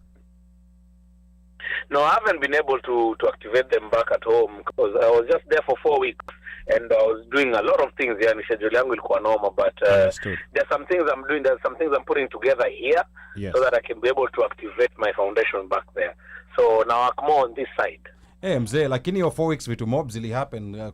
Kuna ile situation tuliona mara umeshika umevaa viatu ambazo si za lebo yako, sijui ni lebo gani. Hebu tupichapia hiyo story, kuliendaje? Hawa mapaparazi. Sasa nimechukua. Ubaya watu ni wakalible sana.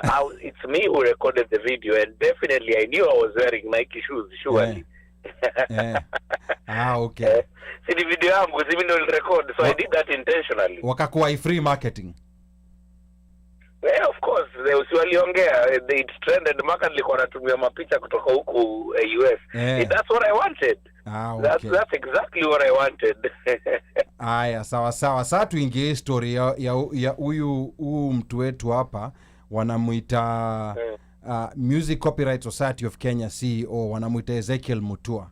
Kwa Twitter yake aliandika hivi: there is this fugitive Nonini Mgenge2ru who embezzled musicians' money when he was director of Mpake and Prisk. We reported him and his gang to the police last week and we are pursuing their prosecution. Now I hear he's circulating a fake document on social media purporting its official accounts of MCSK, but the document is actually lifted from the Mpake accounts of 2017 to 2019 and doctored to serve the fertile imagination. This is how they used to steal money from artists, but we will ensure that they face the law. Boss, you can run, but you can't hide. If the document is genuine, take it to the DCI office and record a statement. But before Nonini answers that, Nonini had posted something prior to that. Yes. And this is what he said, and I'll quote verbatim. You see the exact problem that is affecting Kenyan music industry. These are the figures MCSK budgeted artists monies for the year that just ended 2023. These are problem in all CMOs, administration, and directors benefit more than anyone. An employee has full medical cover, while an artist cannot even afford outpatient pay. You collect 109 million, you pay staff 57 million, and distribute 10 million to over 16,000 musicians. Shaking my head. Show me an investor who will ever be attracted to this broken down music industry ecosystem. And NB, regulator mandates them to distribute 70-30, but up to date, that doesn't happen. And Kenya Copyright Board still gives these people a license to operate. Honorable Aisha Jumwa Katana, unbelievable. Sasa hiyo ilitrigger Ezekiel response with a response. But of course, yes, he also what Nonini did also posted an image of the collection accounts. of the accounts, and this is the image that Ezekiel Mutua is claiming is fake. Yes. Okay. Yes. So Nonini, talk to us, because as I say, we have no way of verifying these things.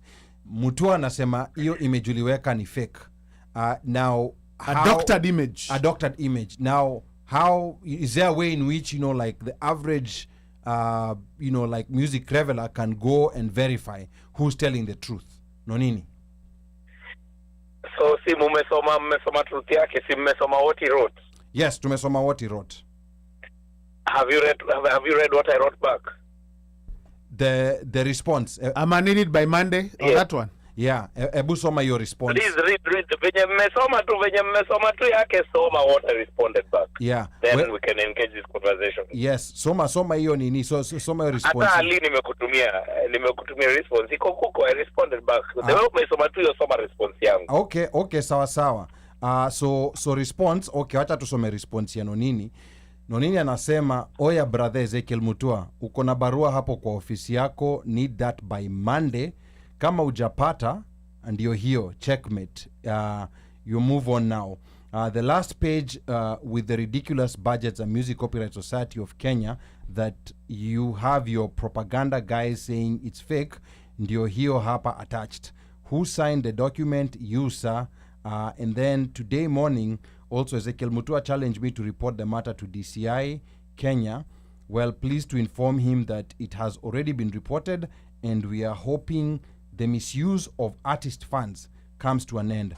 See attached documents. Wacha niende hivi na come as you marinate on that, and I get some well-deserved sleep huku US. I believe you should have had a more mature answer with facts. After all, you are my senior. Have a wonderful day. Signed, Nonini Mgenge2ru. But why is Nonini being nice to him? Ama, it's me who's... That language seems... Nonini anatumia legal language sasa. Nonini anatumia legal language sasa. Okay, all right. Unajua sometimes, like, because the language that MCSK CEO used was very crass. Like, correct.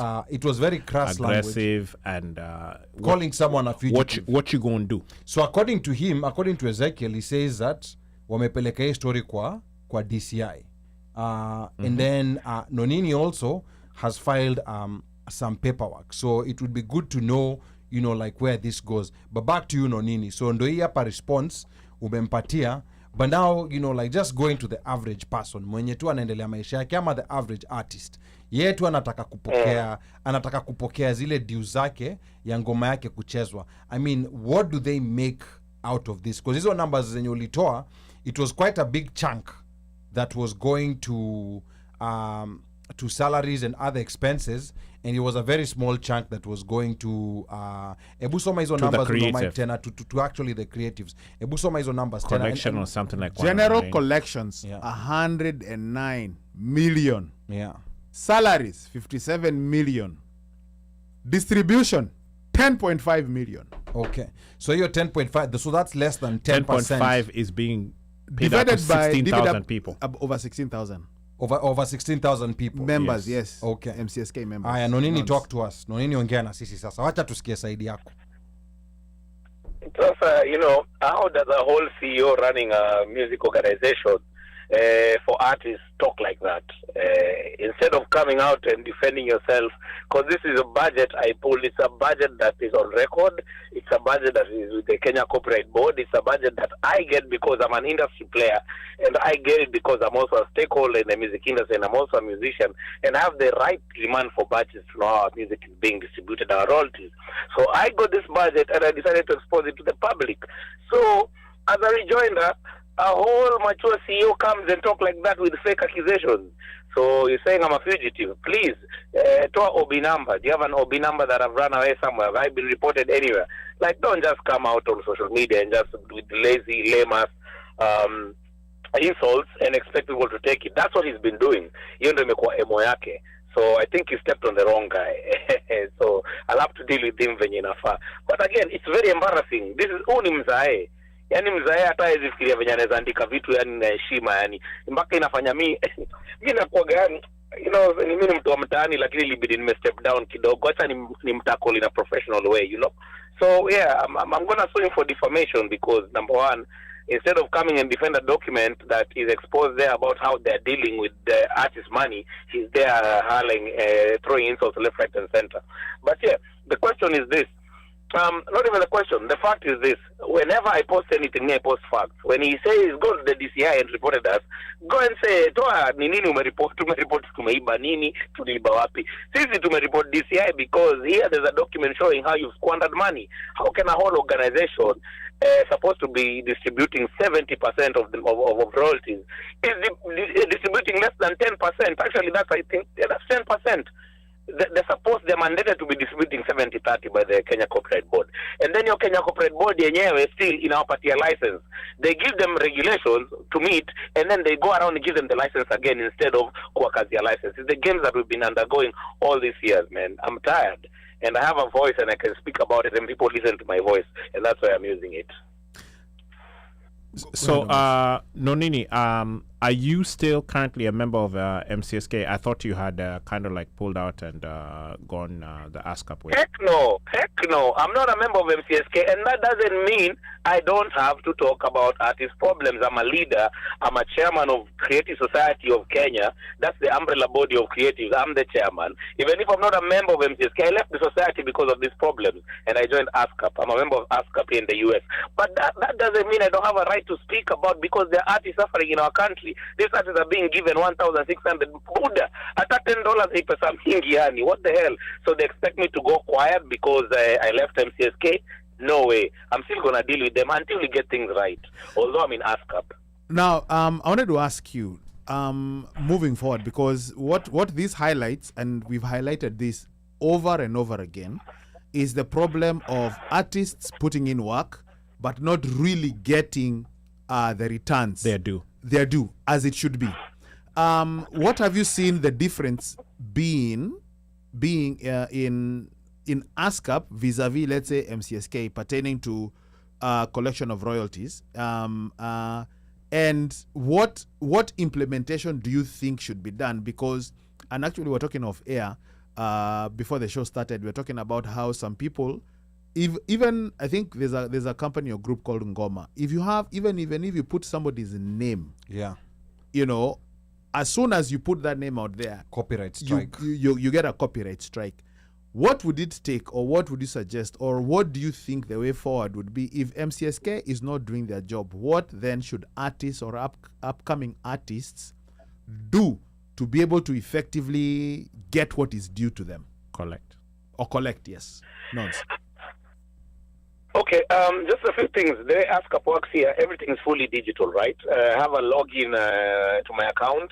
I get to my account every day. Like, I can log in and see exactly where my music is being played and exactly where my music is being exploited and the amounts that they've collected. So currently, ASCAP cannot collect in Africa because they don't have reciprocal agreements.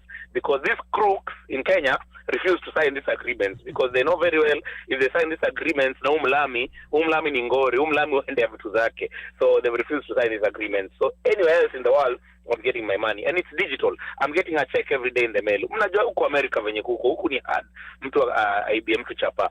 Over and above that, ASCAP is not the only society dealing with music copyrights. There's BMI. So here in the US, there's something called freedom of association. So as a creative, I have the freedom to decide which organization is going to collect my money, depending on which one that gives me the best service delivery. So I chose between ASCAP and BMI, mainly in the ASCAP because of the perks that I get as a musician. But you have the right also to join BMI. Now, Kenya, we don't have that freedom of association. The Copyright Act forces artists to belong to 3 organizations, which is MCSK, CAMP, and PRISC only. So MCSK Kitwibia, there's nothing we can do. We just have to belong to that society. So right now, as a solution, and I've been pushing artists, and that's why I'm getting artists to come out and do press conferences and talk to their member of parliament and tag even the president, Mutioyote. We need an amendment in the Copyright Act, and this amendment, it needs to open up a copyright bill so that artists can be able to join other societies. Sasa tumefungwa na hiyo society tatu, and it's stated in section 46.5 of the Copyright Act. Inasema we have to belong to these 3 societies. We want an amendment so that it's opened up, artists to decide where they want to belong. If you want to belong to MCSK, it's okay. But tunataka other players will come in so that there's service delivery and there's competition. Then you can decide where you want to go. That will be the biggest solution. And I have I've lobbied a couple of members of parliament, and not the usual suspects. So watu sema gama vijana mnawajua nini? Hao vijana ni useless sana. Wakiingia parliament wanaenda na kuchapata side ya mtu. There's some guys we've actually talked to who care about musicians, who care about the youth in Kenya, and they've promised us what a change your amendment. And once that is done, now MCSK will have competition. Now kina Mutua won't be thumping their chest the way they're doing. Now we can see where the industry will go from there. Let me ask, what is the disconnect? You know, because sometimes I think like now, Kama Sisi my fans really don't get or understand, you know, how you could have a booming song, or you could have, you know, several songs that are on rotation or whatever, but yet you're struggling. I remember I was actually listening to an interview or a conversation that was going on where part of the creatives, you know, like, oh, Papa Shirandula, you know, as popular as he was, Matibabu hangepata. Like, so is it civic education? Are the young bucks that are coming up, what is the disconnect in terms of this information, or people coming up being aware and knowing what they need to do? And why is it that it's not, because it seems like, for me, what I've seen is that it's like Nonini is sort of the only guy, probably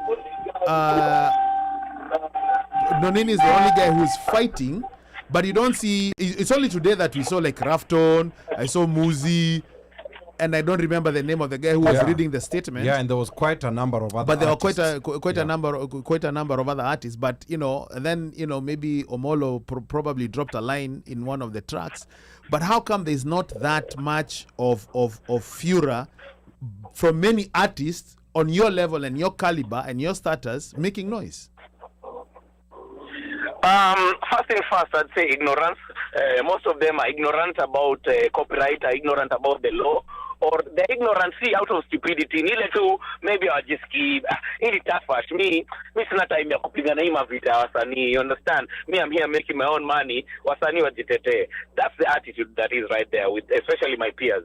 Wengine weko kwa mfuko, wengine wanapigiwa simu na hawa watu, oya kujeni mchukue 100,000, 50,000, some bullshit money. Oh my goodness, did I say that? Excuse my French. Yeah, so wengine wao they're in bed with these people, so they'll rarely talk. But most of them, they're comfortable. They're comfortable with the peanuts they're making. So to them, kupiga kelele, nobody's built like you. So me waganasema, I just do my part, and I hope I can impact even the next generation. To the young kids, we can excuse them because the young kids might not necessarily know what the law is. And by us coming out and making all this noise and making all these press conferences and exposing all these documents, these kids are learning. These people are thriving because there's ignorance. They're thriving because people don't know their rights. So sinapigia kelele ndio watu wajue. But my peers, man, it's disappointing. But hey, what can we do? Somebody's got to do it. Okay, now there was a video that I also saw of MCSK CEO with an unknown artist. Na actually ndamtaja too because this was a video that was public. Alikuwa na King Kaka, you know, like doing where King Kaka alikuwa namuuliza niaje, tuambie kunaendaje huku. You know, like artists, you know, like are struggling here, they're working hard, but these checks are not coming. So at that point is where Ezekiel Mutua said that, you know, like there are people out there who are making noise, but checks zitaanza kutoka za hata za 186,000, 187,000. So when he was talking about those checks, those 187,000, is this now for the big name artists, or hii hapa ndo wasanii sawa wataanza kupokea?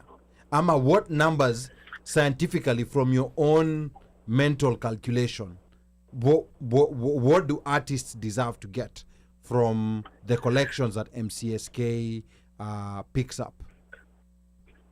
Ali, it's not even about my mental calculation. Mimi sitoi hizi figures kwa kichwa yangu, Ali. As a matter of fact, all those artists who were standing there with him in those press conferences, they should have asked him, bro, distribute 10 million. 10 million distribute. You paid your staff 57 million. Are you kidding me? All these expenses to your staff is making much more than an artist. A lawyer, there's a lawyer who benefited, I think for the year 2023, lawyer lilipwa karibu 2.5 million, 3 million. When nionyeshe msanii mgani amelipwa 3 million, so wewe unaenda hapo unapatiwa 120,000 peanuts, and we could have probability yani ya kupatia even, like, let me tell you, those societies have a capacity of collecting up to 1 billion. The fact that they're collecting even that 109 million is because you're not supporting them, is because tunaleta noma hapa nje. And also stakeholders wale wanalipa wanajua sanii wapati each hapa. So these artists are there receiving checks of 100,000 in a society that spent 57 million on administration. Come on, man. Come on, guys. What are we doing? What are we doing? Hata ufai kubalio chapa. Unafaa kwanza kuwaletea noma. How is a staff making money more than artists? And is they employed because of the artist? Man, that shit pisses me off, by the way. Okay.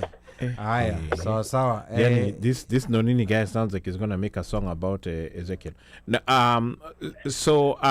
Nons, and you know something that, and maybe this may piss you off more, but I'm still gonna ask a question.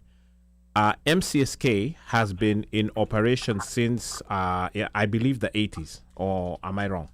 Yeah, 1982. And to date, like you have said, there is no artist who has gotten probably even $1 million shilling check to date. And even, you know, going back to, you know, the 80s and up to now. Not that we know of. There's none. No. I've gotten a check of $1 million before. Oh, okay. All right. I stand corrected. I stand corrected. But as far as we know, it can be done. As far as we know, there's a lot of unaccounted for monies from back then that artists were never paid, or money that was never paid out. Auditing has been sketchy. And what we are talking about here is really just collections for 2023. We're not going back to 2022 or 2021 or, you know, or further back when, you know, the audits were done and people came out and said, oh, this is not acceptable, blah, blah, blah. And then ikakufa tu hivyo. What is going on with those stories? Is there any legal action that's being done for those prior years as opposed to this 2023 now that you are specifically called out? Yeah. Kama saizi, we are, like, we see there's a document I posted online about the budgets from 2016. From 2016, it's been a mess. But still, this thing goes back all the way to 1982. But that's why unajua kwa law kuna time frame flani yani you cannot wezi anda kudai pesa kama 10 years ago. Understand? There's a cut-off point. Yes. Okay. So tuna deal na accounts za 2016 all the way to 2023. Wow. So there's probably a lot of money in there. But hii story tuendelea kufuatilia. We just wanted to get your side, Nonini. Asante sana. But before we let you go, tulikuwa tu tunataka quickly kugusia story ya Grammy Awards because kuna masiasa mob sana zimeingia. Of course, there's a South African lady who won the Grammy in the African category. Tyler, yeah. The Nigerians didn't win. But then also people are trying to understand when last year they announced that there are going to be more genres added to the African category, and Genge was one of those genres. What exactly does that mean? Was that going to start this Grammys, ama Grammy next year? at what point do we expect to see, like a Kenyan art, like a category, not necessarily a Kenyan, but an artist outside, like the Amapiano and Afrobeat realm in these other small music genres nominated?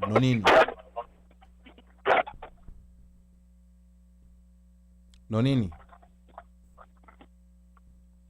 Oh, I think tumemlose Nonini hapo for a minute, but we're gonna get back to him. So Moshfire, maybe you can start telling us. There's that. Nonini, unatupata? Okay. Nanisikia? Yeah, tunakusikia sasa. Yes. Yeah, so ile swali nilikuwa nakuuliza ni about Grammys. Sijui kama ulisikia ama unataka nirudie. Yeah, nimesikia. So mimi naweza sema tu hivi, all we need to do is lobby a lot. Yeah, we were disappointed kidogo because they only chose two genres to represent that African category, which was Afrobeats and Amapiano. But it's okay, it's a stepping stone. Kumbuka, Grammy sio awards zetu Afrika, ni awards za walami. So lazima pia to appreciate the fact that wameweza kutuingiza hapo. It's a stepping stone. Unaget, so we have to lobby some more. Unaona kama Tyler manze waliingia huku na record label yake, wamepiga mamboka na Universal. That's why Universal has got her music all over, playing each and every radio station. It was rather obvious they will win. Unaget, so pia sisi lazima tusukume tu hivyo. We just have to work harder. Tuna understand kuna politics pia huku. Wa Nigeria wanajua kuicheza, pia Mapiano wanaicheza. Pia sisi lazima tuicheze, but wametufungulia tu njia. It's okay, we appreciate it. So lazima tu push even more. Wao ndo walifikiwa. Lazima tupush zaidi. Okay. So Nonini, and I'm just gonna come out and ask you: are you a member of the Grammys, and are you a voting member of the Grammys? You can choose to answer or not. I just became a member last year. I'm gonna become a voting member this year. Kuna lazima kuwe na time frame fulani umeingia kwa the whole system. So I became a member last year. I'll become a voting probably from the DC cycle, because mimi niko area yetu ya DC. So jo anaenda Ghana State. Okay. Okay. And so that would mean that you have three people who are gonna come behind you, or is it the length of time that you already have that. That's done. I've already recommended by 3 people. Okay, sawa. So then that means that you now become a voting member, which means you can then now vote for songs in different categories. Yes. Na hapo ndio your lobbying comes into place, correct? Bas, na ngojeo barua ikuje, barua ikiingia sasa ndio malobbying zinaanzia hapo. Okay. Kwa hiyo ni barua tu unangoja. Brown envelope. Brown envelope. Brown envelope. Inakamna dola. One mic show. Mko sawa, wacheni niepe jamaa. Sawa, okay. Shukrani, asante baba. Asante sana. Okay. I appreciate you. Okay. Asante sana. Thank you so much. That was Nonini Mgenge2ru, and we apologize we're not able to read the comments because Nonini had a very short time. So we wanted to make sure we took 100% advantage of the time that we had him. That we had. But we're gonna get him. We're gonna get him live in the studio. Yeah. When he's not, and we'll plan that accordingly. Probably, hopefully, by then there may be some answers to the burning questions that we have. Because if he's also talking about, they are going back to 2016 to look at MCSK collections, and there's also audits that have been done. That means that he also has some money that would be coming his way before he left. Because I think, if I remember correctly, he left within the last year or so to join ASCAP. Because he basically left. Because he came to the States during the pandemic. It was during the pandemic. And shortly after that is when he needed. So I think that's what I'm saying. Within the last year or two is when he joined ASCAP. Okay. And even to get out of MCSK was a problem. It was a process. Boss. It was so to get into ASCAP, you have to prove that you're out of MCSK. So wherever you are, it's like nikama MCSK or whoever need to release you. Kabla ASCAP before ASCAP wakuadmit. Correct. So it's not like unaweza kuwa member wa ASCAP pia ukuwe member wa MCSK. And I think that is why, and that's why he was talking about having an amendment to the copyright law, where in order for you to receive anything, you have to be a member of those three CMOs. So for Kenyan artists. Yeah, so there needs to be an amendment where you don't have to be. You can be anywhere. You can go join one for whatever it is. You can be a member or whatever. Yes. You don't have to be a member of the three to receive.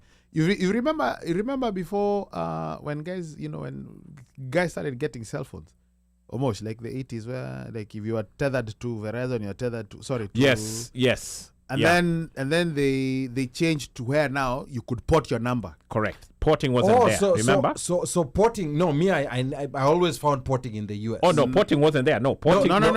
It wasn't. Porting was not there. You were stuck. So by the your time number, I came, If you're in Sprint, you were in Sprint, and your number was stuck at Sprint. By the time I came in 2004, that porting, I think that one had. No, because porting, the porting was porting was there. you could port at that. I think before that. By then, so it was like it was in Kenya, because in Kenya you cannot port. Kama uko na namba ya Safaricom. No. That's it. That's it. You can't port it to Airtel. Yeah. But here at some point, it got to the point where they were like, "Hey, we have to fungua. We're no longer gonna have you stuck to your network. You can take your phone number to any network, so that you keep your number moves with you, because it becomes your identity." And basically house phones were going away, and that gave the chance to the smaller networks, because at that time, and Kama T-Mobile was a small network, but it gave them a chance to and grow. So the small networks also were allowed to piggyback off of the big networks and then charge their customers for service which is being provided by the larger network. Yes. So that's something that they had that was never there before, when they had what they called the baby bells. Yeah, and they broke all of that. The big networks, the Verizons and the AT&Ts, they had a monopoly because they also had gotten a lot of government support in building those big networks. Yeah, that's the why infrastructure, and a lot of those lines are, if you notice, a lot of those lines were were also on the railway lines and stuff like that. So they already had the network in place, and then it was like, okay, so then you guys already have the network in place. You want us guys to go build our network, yet we can use your network, and we agree as telcos that we'll pay you, pennies on the dollar for the service that you're providing for our people, and all you have to do is fungua the gateway. And so Congress had to come in and say, boss, you guys have to allow these new boys on the block to come in. And that's when now the smaller networks, like the T-Mobile, and then that's when services started going cheap. The push to talk and Nextel. Nextel. Some of those guys, Sprint, all these other smaller networks were able to now even really compete with the Verizons and at that point, say, AT&T. Yeah, and then today to Kona Mint. But there's all sorts of different things now. You can get even Google Fi. There's the Google one. The Google one. I mean, there's Republic Wireless. There are so many. There's the prepaid one. I forget what the I hear prepaid people one is still called. paying $80 for a cell phone plan, and I just shake my head. Bro, I'm telling you, I'm on Verizon. Verizon is not cheap. Verizon is not cheap in any way, form, or shape. There's a time where T-Mobile was the issue. You know why? Kenya texting was free. So when I came, even right now, they still have it. One of the few guys. So when I came to the US, T-Mobile was one of the few networks that you could text Kenya, because I remember that time, because I came, I was staying with my aunt at that time, and I was talking about text message, and she was totally confused because she was on Sprint, and Sprint you could not send a text message to Kenya. So even she was calling outside of Sprint's network, you are charged. Yeah, it was a problem. So she was like, "Why are you texting someone? Why can't you just call them?" And I'm like, "Yes, you just text someone." So that's when that change was happening. Now back to this conversation. About music. It looks like Pablo. It's like Pablo was Pablo needed to call. Pablo had so much on his mind. He needed to call. But why is he ignoring us? But 683. No, it's okay. No. 4570. Don't give him the number. Let him. No, just give him the number. He's a trusted listener. No, because he's asking some questions of yours, like he's interrogating us. There we go. Yeah. But I see some of the comments here, and hopefully Nonini will probably take a chance and look or whatever. But he was saying, the three CMOs in Kenya do different things. It doesn't mean an artist cannot belong to all three. What the people advocating for amendment want more societies. But if I can be, unless I misheard, but I think those three, the three that Nonini is talking about are the three collectors, not the one for creatives, not the one for Nini. It's the three collectors, because those are the ones that are allowed to do the collections. Yes, and then now you have these other ones, and you have to be a member of those three. Yes. so that you can receive to pick from Nini. So kuna is that it? But we'll try and get Nonini on board, because I think he was definitely pressed for time. Yeah, he was pressed for time. So but when we have him here live in the studio, watch him on a phone call. And we've had these conversations before. It's just that it's been a while since we've gone back to this, because you remember Muzi used to come in here and he had a hammer and a nail and he used to hammer it. But here's my question: Yeah, if this issue is sorted out, correct, and artists start getting the money that they deserve, dues, do you think this will now open up the Kenyan music industry to where we want it to be? Because that's something that's also creeping in my mind. I believe it will. Okay, imagine now you have money for studio. Because that's a big thing. You have money for studio. Yeah. You can actually purchase and keep your own tracks, and it's not a producer who's keeping it and then making money off of it, and then in turn probably even getting paid off of those airplays. Because you're just the artist who you just need it. Wataenda sherehe. But if you're getting enough money, hata ukienda sherehe, you'll still be able to go back and reinvest. You have enough money to reinvest in yourself. At least wapewe chance. Kama ni sherehe wataenda sawa. But kuna wale at least hopefully will go back and reinvest in their art and be able to pengine hata jifungulie studio mwenyewe, instead of going to rely on another guy. Now, the countries that are doing well musically in Africa, like namely South Africa and Nigeria, do they have those organizations in place, and are the artists collecting their money, or are they making their money in other different ways? That's something that I'll say this, before our subject matter expert chimes in. My belief is when you listen to the content that's coming out of there, even if you chime in, and chances are, if you listen to the radio stations, I believe that the systems have been set up to facilitate growth of those artists within. Yeah, we have had this discussion before. Nigeria, when you go to Nigeria, if you go right now and you look at the top 10 tracks, they being played or whatever, music, they only listen to their music. Yeah. So whatever is happening is in there. It is within. It's ingrown. There's a lot of support from within. Because don't forget, like Nonini said in that post initially before Mutua whatever, it's supposed to be 70-30. Yeah. Right? Yeah. How many times has Ali said, the day you go there and you find a Kenyan song top 10 in Nigeria, we can talk. Yeah. There's no way Diamond is going to headline in Nigeria. Yeah. No, never. Right? As big as Diamond is. As big as he is. Yeah. He's not going to take selfies in Nigeria. No, but he's not headlining. But when you have people like Akina Burna Boy headlining, was it Champions League? Mika, you can correct me. It was one of those big. Yeah, it was one of those. One of those big festivities. Unasikia. Sometimes even when you're listening to some of the games in the EPL, Bundesliga, whatever. Don't be surprised when you hear a Niger song or a West African song. Yeah, they've mastered that space. So it's a matter of, I think, like Omosh is saying, the more we invest, and then we reinvest. But when you think about it, a country like South Africa also, when you look at their productions, not only music but even movies, it's very top notch. It's very high quality. Like when you look at South African movies, for example, in Nigerian ones are hit or miss. There are some that are high quality and there are some that are ish. They consume their own product. They consume their own, yeah. India, they consume their own product. But now like South Africa, their content is top notch. Like wherever you're watching it from, whether it's Netflix or whatever other platform, their content is just super top notch. So I'm trying to understand, like, what exactly is it that they're doing, or is it that they're pouring more funding into the arts?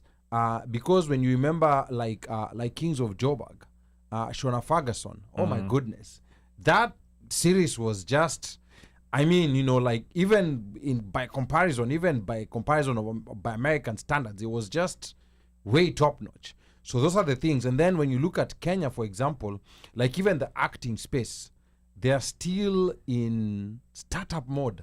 Like everything still looks startup. Here's the thing, and I think I'll go back to what Omosh was saying.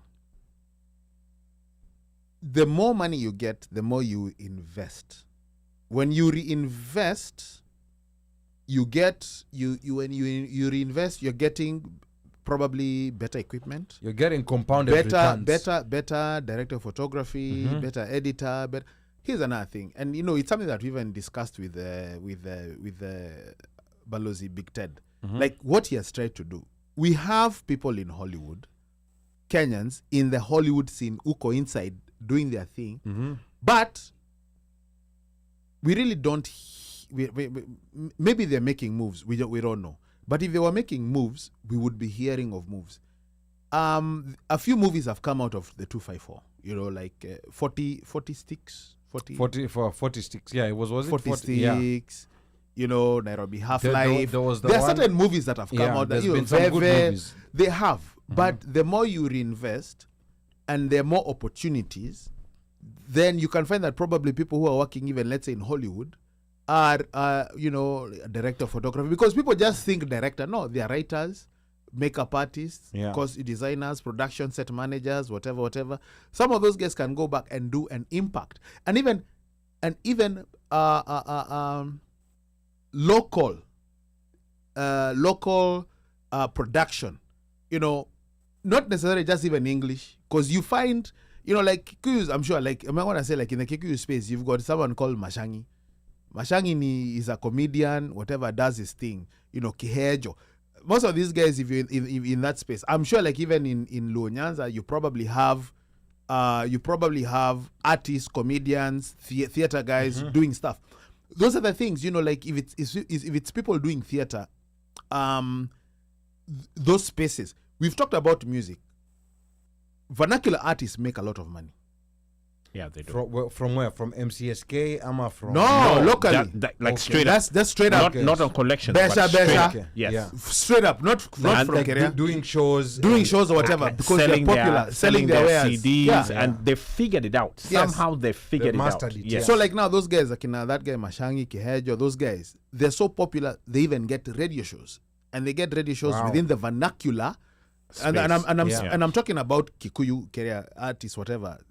Probably the same you can say from Luo, Luya. They're probably So you have those guys who are popular in that whatever. But that's local, that's vernacular, right? Ali, these guys are actually. They are making I can money. tell you in Shags, Luo musicians, Pole Uno. These guys, Uko Shags. When I go Shags in Deck. December 25th, December 24th, or whatever. The guys are collecting at the door 250, 300K. Wow, per show. One show. Now, uko imeshona na watu wanamngojea. And this like 20. So there's a guy who comes on the 24th. There's a guy who comes up on because 24th into 25th. There's a guy who figures 31st to first. Now, and it's standard. And these guys, Nuko too, they're not in Nairobi. Shags. Door collections umse anatoka na tufinje 300. Now imagine if those guys, that money that is being collected, they're guys who go to school to learn video editing, to learn video production, to learn lighting, to learn costume design or whatever it is, because we sort of want to emulate, but we want to produce better movies, better videos or whatever. If you do that, you get set designers. You get people who will design sets much better. You'll get people who will clothe guys much better. You'll get guys who will produce, who will get more equipment, better equipment that will record in 4K, 8K, 16K, whatever K. Yeah. Right? And that way that when the stuff comes out and then people are coming out, they're either watching, they're streaming, they're buying. Again, someone like Abel, started up, Abel Mutua. Okay. Or Abel for the Chenjerian Abel. Yeah. But Abel Mutua comes out with a way you can sign up, right? And then in there, you sign up, you pay something. Then over there, people can producers, whatever, you can put in movies, Kenyan movies, whatever, Kenyan content or whatever, or like even Viewsasa. Yeah. Once you subscribe, you just listen to it. Yeah. That's another way of even promoting and growing local. Because hopefully even that money comes in, those guys can get a little something. Now I think, okay, and this is again... And somebody over here sent me a text and saying that laws environment needs to allow investment in artists, just like stock investment. No, I mean, I agree with you. I agree with you so that someone can invest. Because a lot of these Nigerian, you also had individual people investing in them. But again, I also have another theory. This is just a theory. This is not fact. I think also, especially from the 2010s up to now, we've been, the digital platforms have been progressing. So I think digital platforms kind of brought some confusion in the industry, especially with urban artists. I think with the rural artists you guys are talking about, they still remain to the roots. Like, we still have to go out, we have to go perform. Vernacular. Yeah, correct. The vernacular, Yeah, yes. the vernacular. Yes. See, The you see, vernacular to a South B. No, see, I said vernacular. I said, what did I say? Rural. What were It's okay. mashinane? Yeah, watu wa mashinani. Vernacular, But okay, the vernacular artists, I think they still remain to the roots, that we still have to go out to the people Correct. to perform. Yes. So I think what happened when this online platform started coming in, because this thing started coming in the urban areas, I think a lot of urban artists were too quick to start heavily depending on the digital platforms. And these digital platforms, they pay well when you have massive views.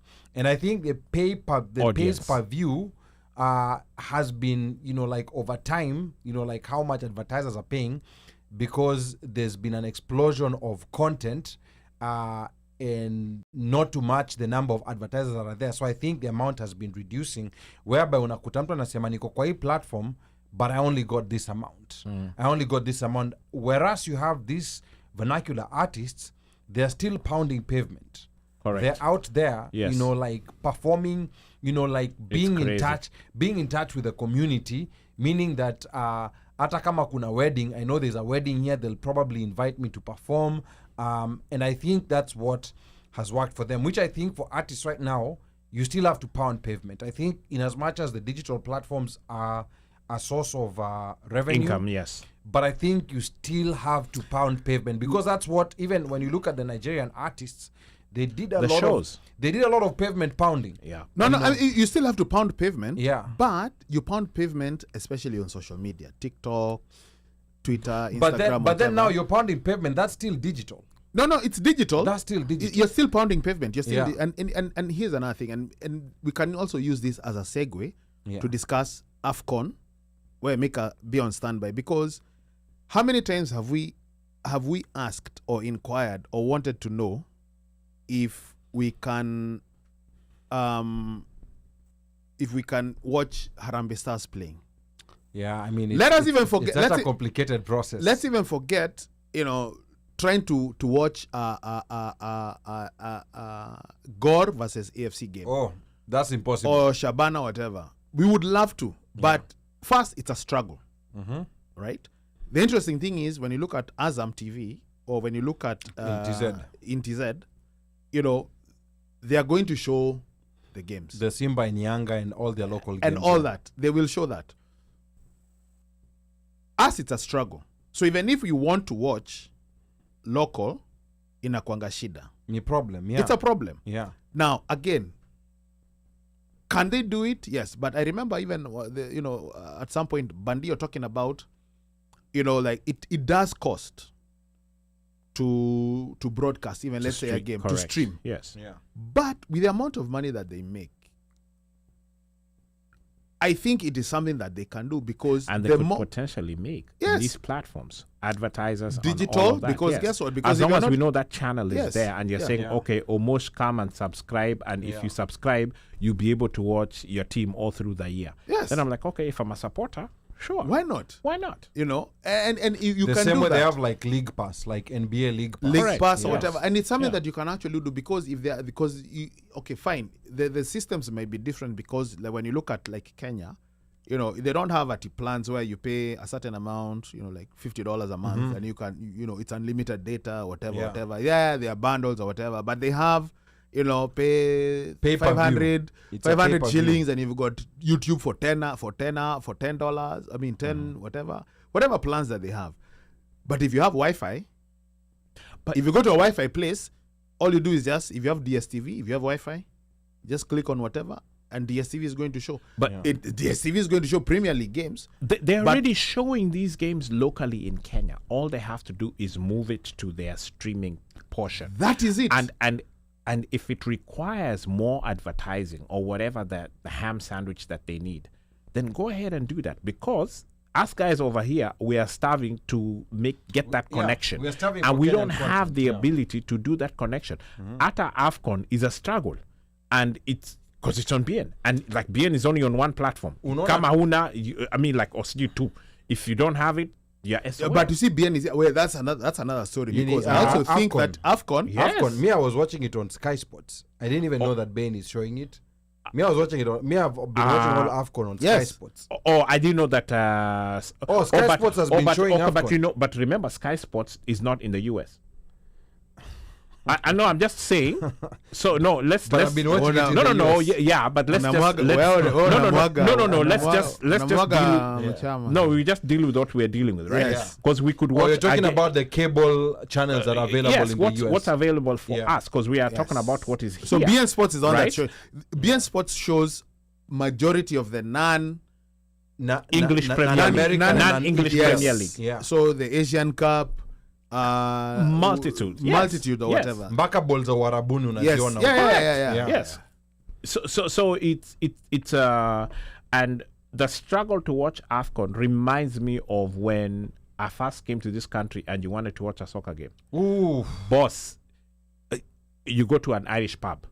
Pretty much that was it. But even when you go there, all you're going to watch is I guess England or EPL or whatever it is. Yeah. But or maybe Euro. Maybe. Yeah. I mean, it was a challenge. It was a challenge. Now we've gotten much better to the point where we're like, okay, why can't we watch these games? Now, someone from the UK once came to my place and he said, do you know you guys actually get more games than we do? Because in the UK, you will only get the local games. What's in your, for you to get the other games, you have to have a very expensive package. Yes, correct, yes. You have to have, so they were very shocked that unapata game ya Man U, unapata game ya Arsenal. And I think that is, and I think that also what that does, it encourages, and I think that's because I've always wondered, when you look at a game, we're looking at a game here, it's at 2 p.m., which is maybe 8 p.m.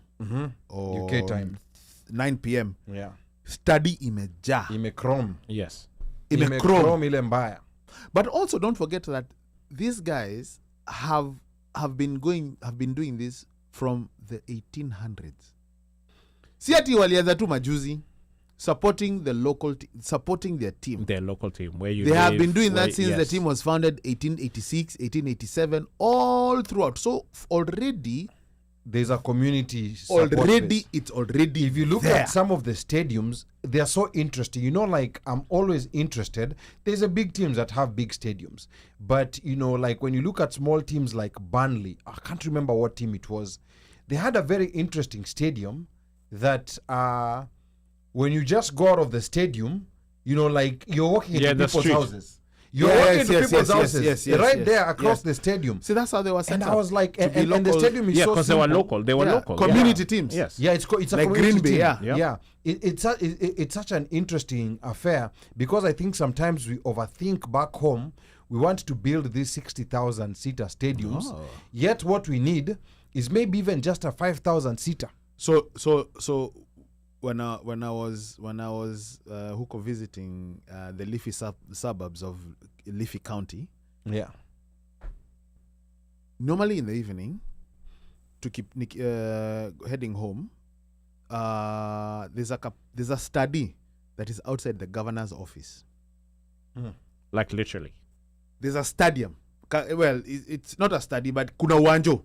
Correction, kuna uwanjo. It's not a study, kuna uwanjo. And regularly, you'll find guys playing soccer. Regularly. In addition to that, you will find spectators watching. Correct. Interesting. Just local hapo tu. Well, uko ziara zako, tuk, whatever, biashara. But you walk, you're like, mpaka at one point I was like, what, one day, nikipata time, I'll get my daughter. And we go sit. We'll just go, sit and watch. Because she loves soccer. And I'm like, that is how you That's how That you is build that is how grassroots. grassroots. Ligindogo. Ligindogo. That's what Yes. you talked about. Like, Yeah. you know, like Ligindogo. And somebody over here is saying, you know what, AFCON Kenya, soccer development from youth, less corruption. That's how you build patriotism at the bottom up approach works. It doesn't. I don't think it does, because there's a lot of talent, and I think we discussed this with Lawrence Olum when he was here. He said that at some point, the talent that we have seen growing up, like from 10, 12, whatever, wakiingia high school, it's like it disappears. It disappears. It goes. Right? Where does that talent go? Yeah, it disappears. There's nothing that is in place to nurture talent. Vis-a-vis when you look at the English Premier League, that's what I'm more familiar with. You find, you know, academies. Unasikia Mtoi has been an academy soccer kid from when they were 6, 7, 8, 9. Bukayo Saka. Like, to where he is right now. Yeah. And most of these players are academy players. And even there are some who never make it in the major teams, but they're out there. They're out there, and teams. they may not be in they might be championship, Yeah. or they might go out, or they might go to other countries. Yes, they might go to other countries. And you know, but West the system is Africa, already there. West it's already Africa, in place to do that. West Africa has hammered us on those academies, because West African countries have academies, you know, like in all major towns, unakuta kuna academy. So there's always, you know, like that village kid who's very talented, there's already scouts who are going to bring them to the local academy. Yeah. And then in those local academies, there's other bigger scouts now who are scouting people to go play for the teams in Europe. And that's why you see a lot of these kids are playing in Europe. I mean, that's a whole other thing that I think is also ruining African football. Yeah. But again, you know, Pablo hapa anasema anamtaka Mika, because si hatujui kuongea sports. Mika atupatie sports, atuambie AFCON imefika wapi, you know, who's gonna win, what were the surprises. Mika, I think but like, you know what, party people, let's talk about sports right now. Pablo, upende usipende, this is what you're gonna deal with us. But let me ask you guys, Danny, who was over here watching AFCON? The semis. I watched the semis. I watched the quarters. The quarters I didn't watch all games. Yes, I didn't watch. I think I watched the one South Africa won. I think I watched like 2 games in the quarters. Because these games. And whatever you guys watched, what do you think? Because what was surprising? If I may ask, what has surprised you so far about the AFCON? You, Omosh? Level of talent. Those and those Pablo, guys, and Pablo, you can actually chime in. Those guys are balling, man. Guys are playing, and then the smaller name countries are kicking butt. Yes, and it's no longer at it's gonna be the big names, the Cameroons, the Nigerias, the Cote d'Ivoires, the whatever, you know, like the names of the traditional African greats, right?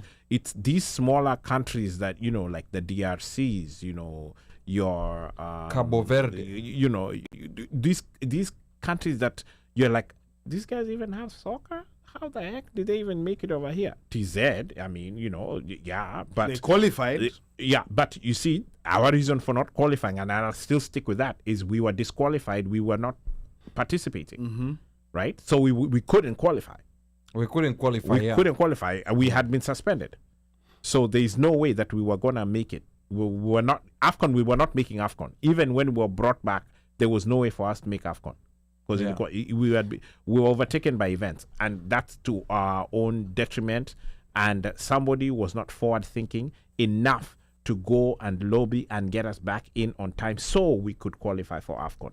Yeah, that one is my bad on the Kenya side, and really we could have, in my opinion, we could have been shining, or we would have made it there, in my opinion. So again, that's just my opinion. I'm getting a text here. Cape Verde is an example. In West Africa, it's a culture. Young men play soccer in the evening in every available space. In Kenya, spaces have been grabbed. Young men only meet in bars, in security too. Can't play evening or jog. No. Especially which young men are they talking about? Especially talented women. So I'm just curious when it comes, because I'm seeing jog and talented women. You have to develop a culture first. Hapo. No, I think he's talking about young men in their 30s. Yeah, because when he's saying young men meeting, because you know you have to have money to go to the bar to drink, right?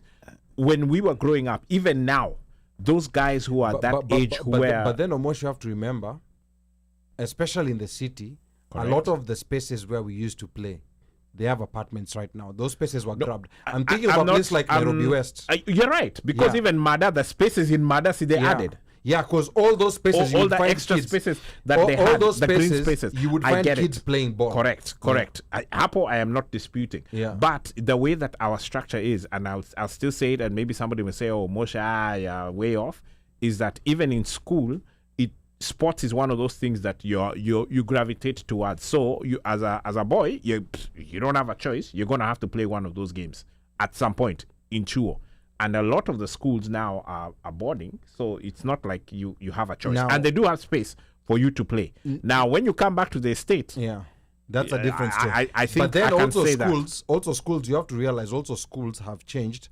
The public schools cannot accommodate, like all the students. So there's this quasi-private schools. They're not really private in the private sense you're thinking of. Yeah. So it's just a building. They don't even have a space for kids to play. You mean glorified Ravels? Yes, a glorified Ravels. It's just a building. There's no space for kids to play. So there's some differences. But going back to AFCON, another thing that really surprised me in this AFCON was how teams were swift to get rid of coaches when the teams are not. There were two teams. There was Tanzania and Ivory Coast. Both these teams, they got rid of their coaches in the first round. Because remember, Ivory Coast, it's so surprising that they're now in the finals. They lost 2 games in the group stages. And whether one of them was a beat down. It was a beat down. It wasn't looking good. It wasn't looking good at all. That 12th man makes a difference. I don't care what anybody says. It does make a difference. So they got rid of the coach. They got rid of the French coach, and the guy who's coaching them right now is a local. The interim. Yeah, he's an interim guy, and he's gotten them to the finals. So they did. Adel Amrouche also was coaching Tanzania. So I don't know what he went and said. TFF wakamwambia, okay, boss. But a boss. Yeah, that's the end of the story. He's Moroccan, right? For you. He's Moroccan, is he? He's Moroccan. Yeah, he was also coaching. He was also coaching Kenya, and he's the one who actually got Kenya. He's one who got Kenya disqualified because Kenya owed him money. Yes, alienda ka complain. Correct. Alienda ka complain. Yes, because he was not paid. He was not paid. He did a job. He was not paid. Yeah. So he went and complained. So that's one thing that's surprising. And then of course the fact that the talent gap has really closed in. Like there's no longer saying that we are the giants. If these guys come at CG, they're indomitable and they're lions, or CG, they're eagles and they're nothing. All the teams that made it to the World Cup, none of them made it to the semifinals. Did you guys notice that? Yeah, Morocco, Senegal. Well, they made it to the quarters. They never made it to the semis. No. None of them made it to the semis. There was Cameroon, Egypt. Cameroon was also in the World Cup. They didn't make it. They didn't make it. Yeah. No, I was saying they made it to the round Algeria. of 16. I think they made it to the round of 16. Algeria didn't even chomoka first round. No. Yeah, Algeria didn't chomoka first round. Yes.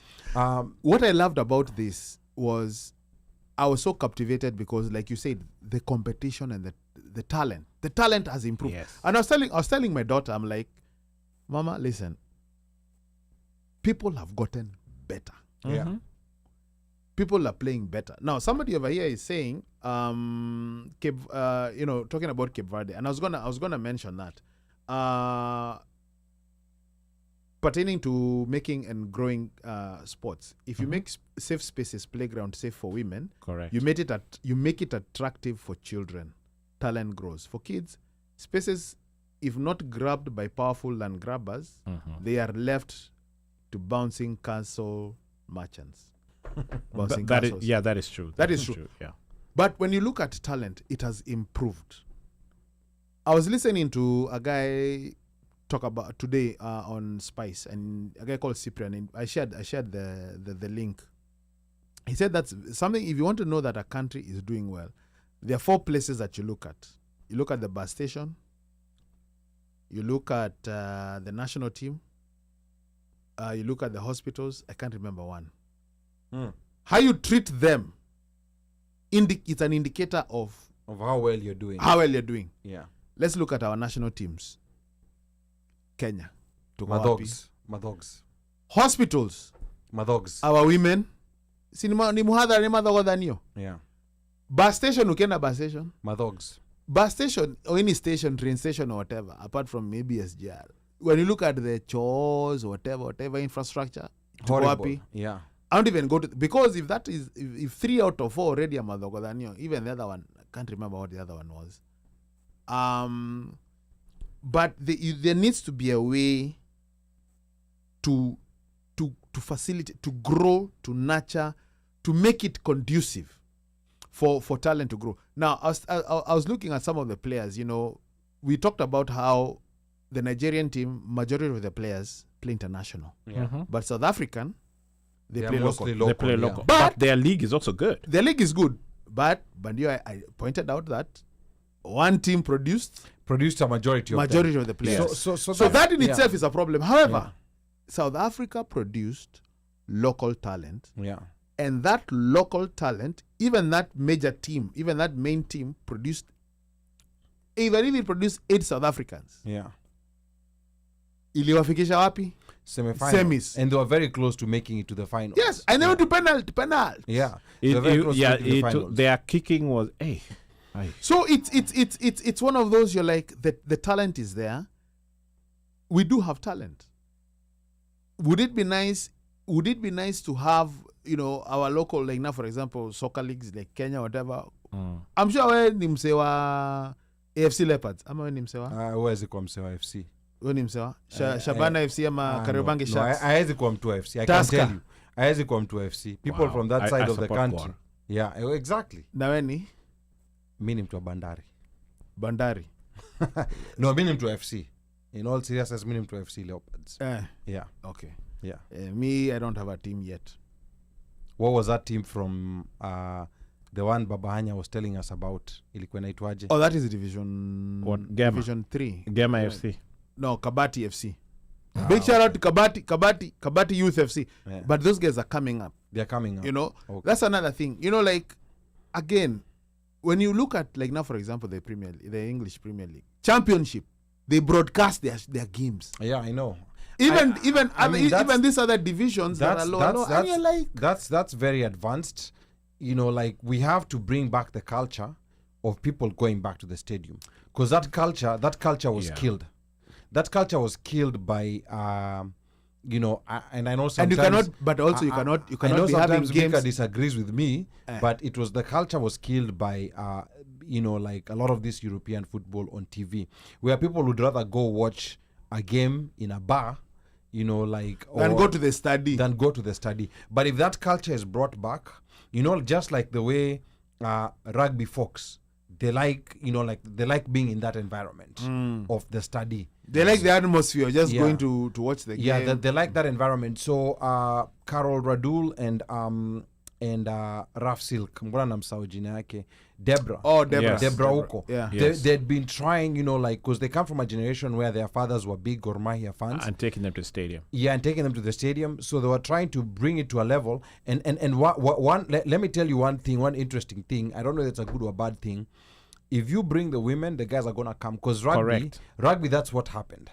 There used to be those hardcore rugby guys who would always be there. But then when the women started being brought in, that's when now everybody wanted to go to flags. Yes, correct. Everybody wanted to go to... Are you talking about Taylor Swift? Everybody Swifties. wanted to go... Achana Swifties. Me, I'm talking about... forget about Swifties. Me, I'm talking about Kenyan sports. Yeah. So, because the thing is, stadiums, by the way, were always for men. Yes. They were just primarily for men. And very few women there. Women. So if you make that environment, you know, like... conducive. Safe and conducive, correct, for women. Yes. And one area where you can make things conducive for women is having clean bathrooms, because that's a very important aspect. Yes, it's a very important aspect. Yo, it's funny. It's funny you're saying that, because let me read this text. Okay, finish your thought. No. That's just primarily what I was saying. Yeah. Because there are those small details that women look at. Naona nikenda pale, I'm going there I'm going to be there for more than 2 hours, and I'm not sure if they're clean bathrooms. And I'll probably be drinking. Yeah. Then now niende choo na kusquat. Me and some potential infection. Funny they're thing. Not going. Africa talent is very far from its peak. I disagree. But he says the only way a society develops it is by making it conducive for women and children. If those two groups can't feel safe in stadiums, forget it. First, safety, toilets and hygiene, and paying sportsmen and women. But I wanted to mention that part of hygiene and of course, because hygiene there are different metrics. Pay is another story. There are different Hygiene metrics, that women look at. And you see, like, also interesting here, Washeke says also ensure women are not sexually harassed or assaulted. Because safety, like this security. guy mentioned, safety. Yes. This is very once those spaces are safe. The reason why women go for rugby is because those spaces are actually safe for women. Correct. They are very safe for women. And the guys there, the fans will protect.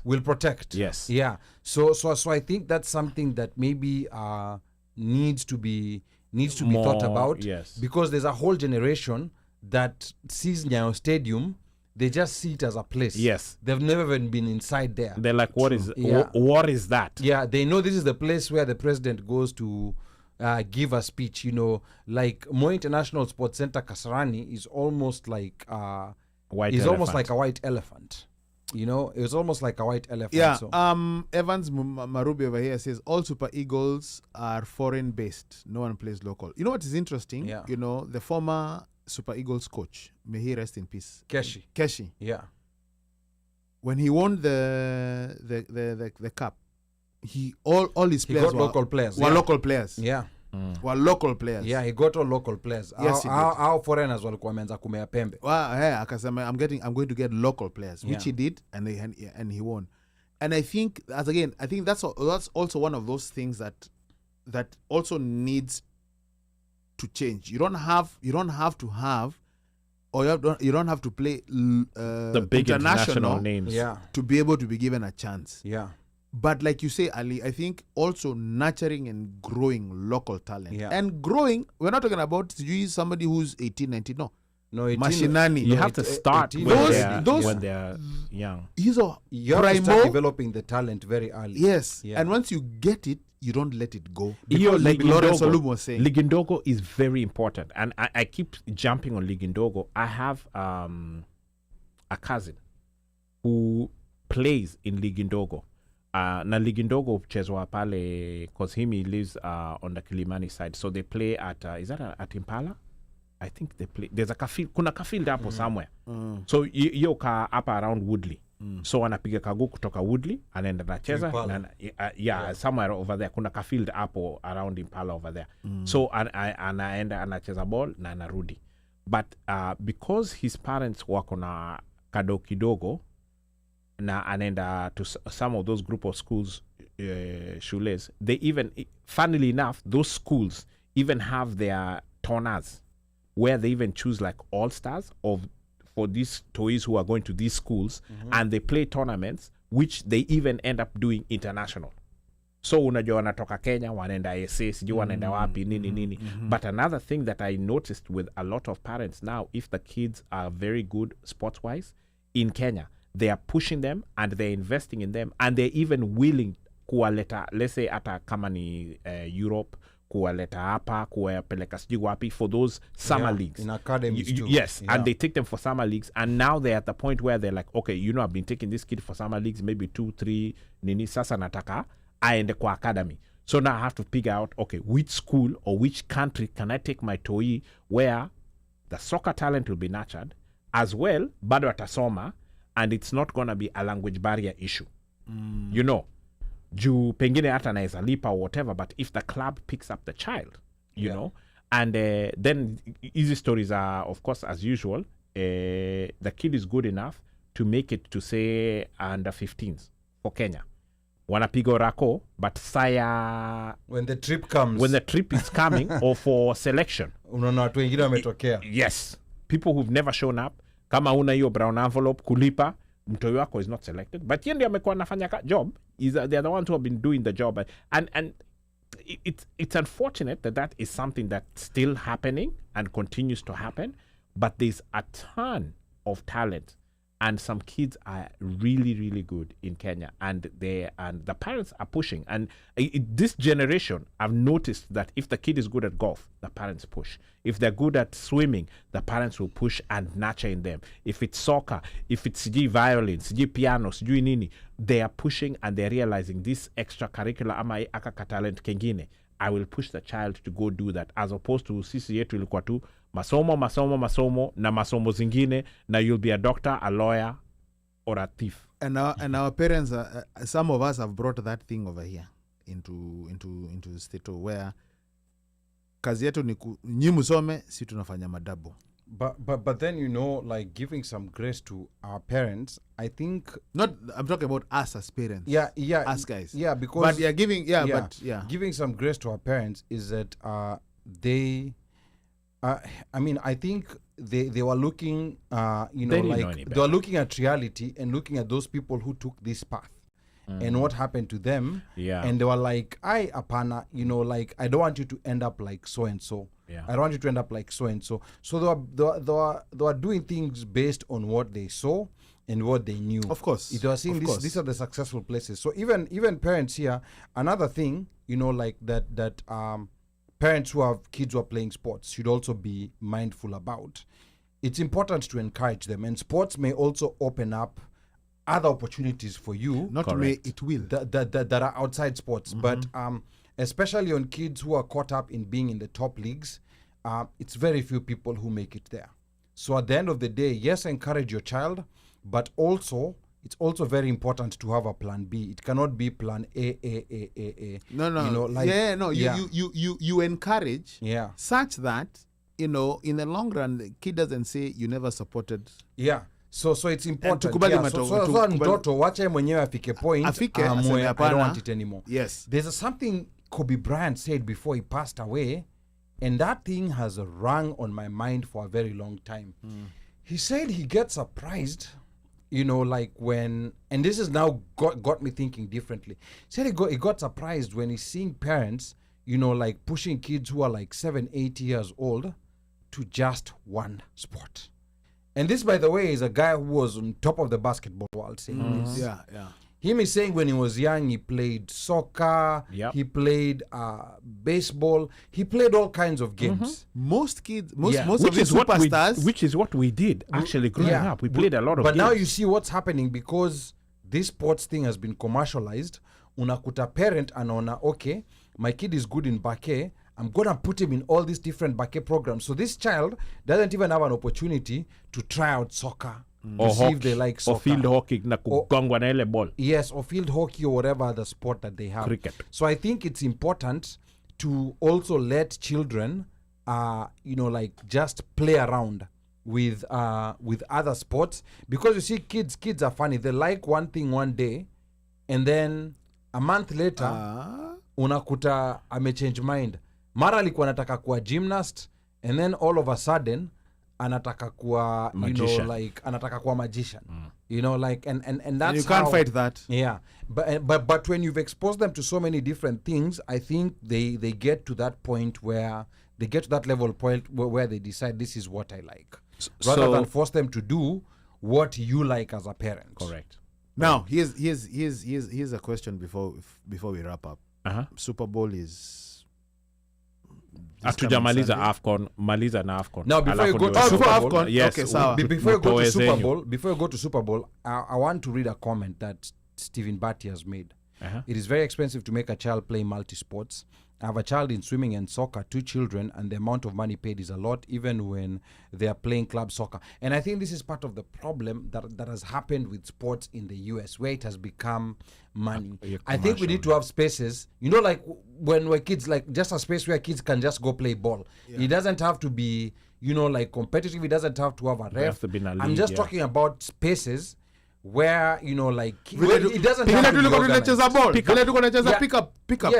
know it doesn't have to be organized. I know now everything has turned into organized sports. It's been commercialized, which I think is it becomes very difficult, especially for the parents who are not very financially well off. Very true. Because where's it going to be a parent at there's a game in Pennsylvania where you have to go and sleep there yet you're working. You know, like you're supposed to be earning money. Right. You can't blame a parent No, for not being able absolutely. to make. And I think that is the problem. The commercialization. The commercialization, yeah. Beyond your problem. And that's what's killing also. That's what's stopping American, especially like soccer, from getting to the global level, because soccer is so commercialized that if you're not in these organized leagues, it's very hard to be spotted. So what you're going to get is, in those, with it being commercialized, you get the best of who have money, not the best of the best who've got exactly talent. Yeah, you get the best of the best That of who is have it. money. Yeah. So there's a whole other population, which is the 90% that is being, that no one knows. You know, there's a star somewhere here, But who ana no one pesa? knows. Ana pesa. No. Yeah. Omoshi ulikuwa na swali. Oh no, my swali was in relation to AFCON. Yes. So what are your predictions? Who's gonna win? Me, I'm gonna stay. And stay by the with way, her. the finals is on Sunday, just Yeah. in case somebody Right before the was- Super Bowl. was Yeah, at sorry, 3 at 3 Yeah. p.m. Yeah. EST. I'm gonna stick with mcheza kwao hutunzwa. Ivory Coast. I think I'll go with Ivory Coast on this. Yeah. one. Wow. Yeah, I think I'm gonna go with Ivory Coast. You see, Ivory okay, Coast have nusurikad. They were chap on 4-0 and they survived. Nigeria, okay. Nigeria has won, but I haven't seen. I haven't seen any. You haven't been. They've won a couple of games. That's why they're in the games. finals. Yeah. But I've not seen, like convincing. You haven't been moved. I haven't been moved. Now the game that, of course, Ivory Coast, the first round, they had it stage fright too much. But I think moving forward, they got their groove, and you saw them play. Like the game that they played against Mali really played well, but Ivory Coast found a way. Mali, Yeah. they madogodanyod.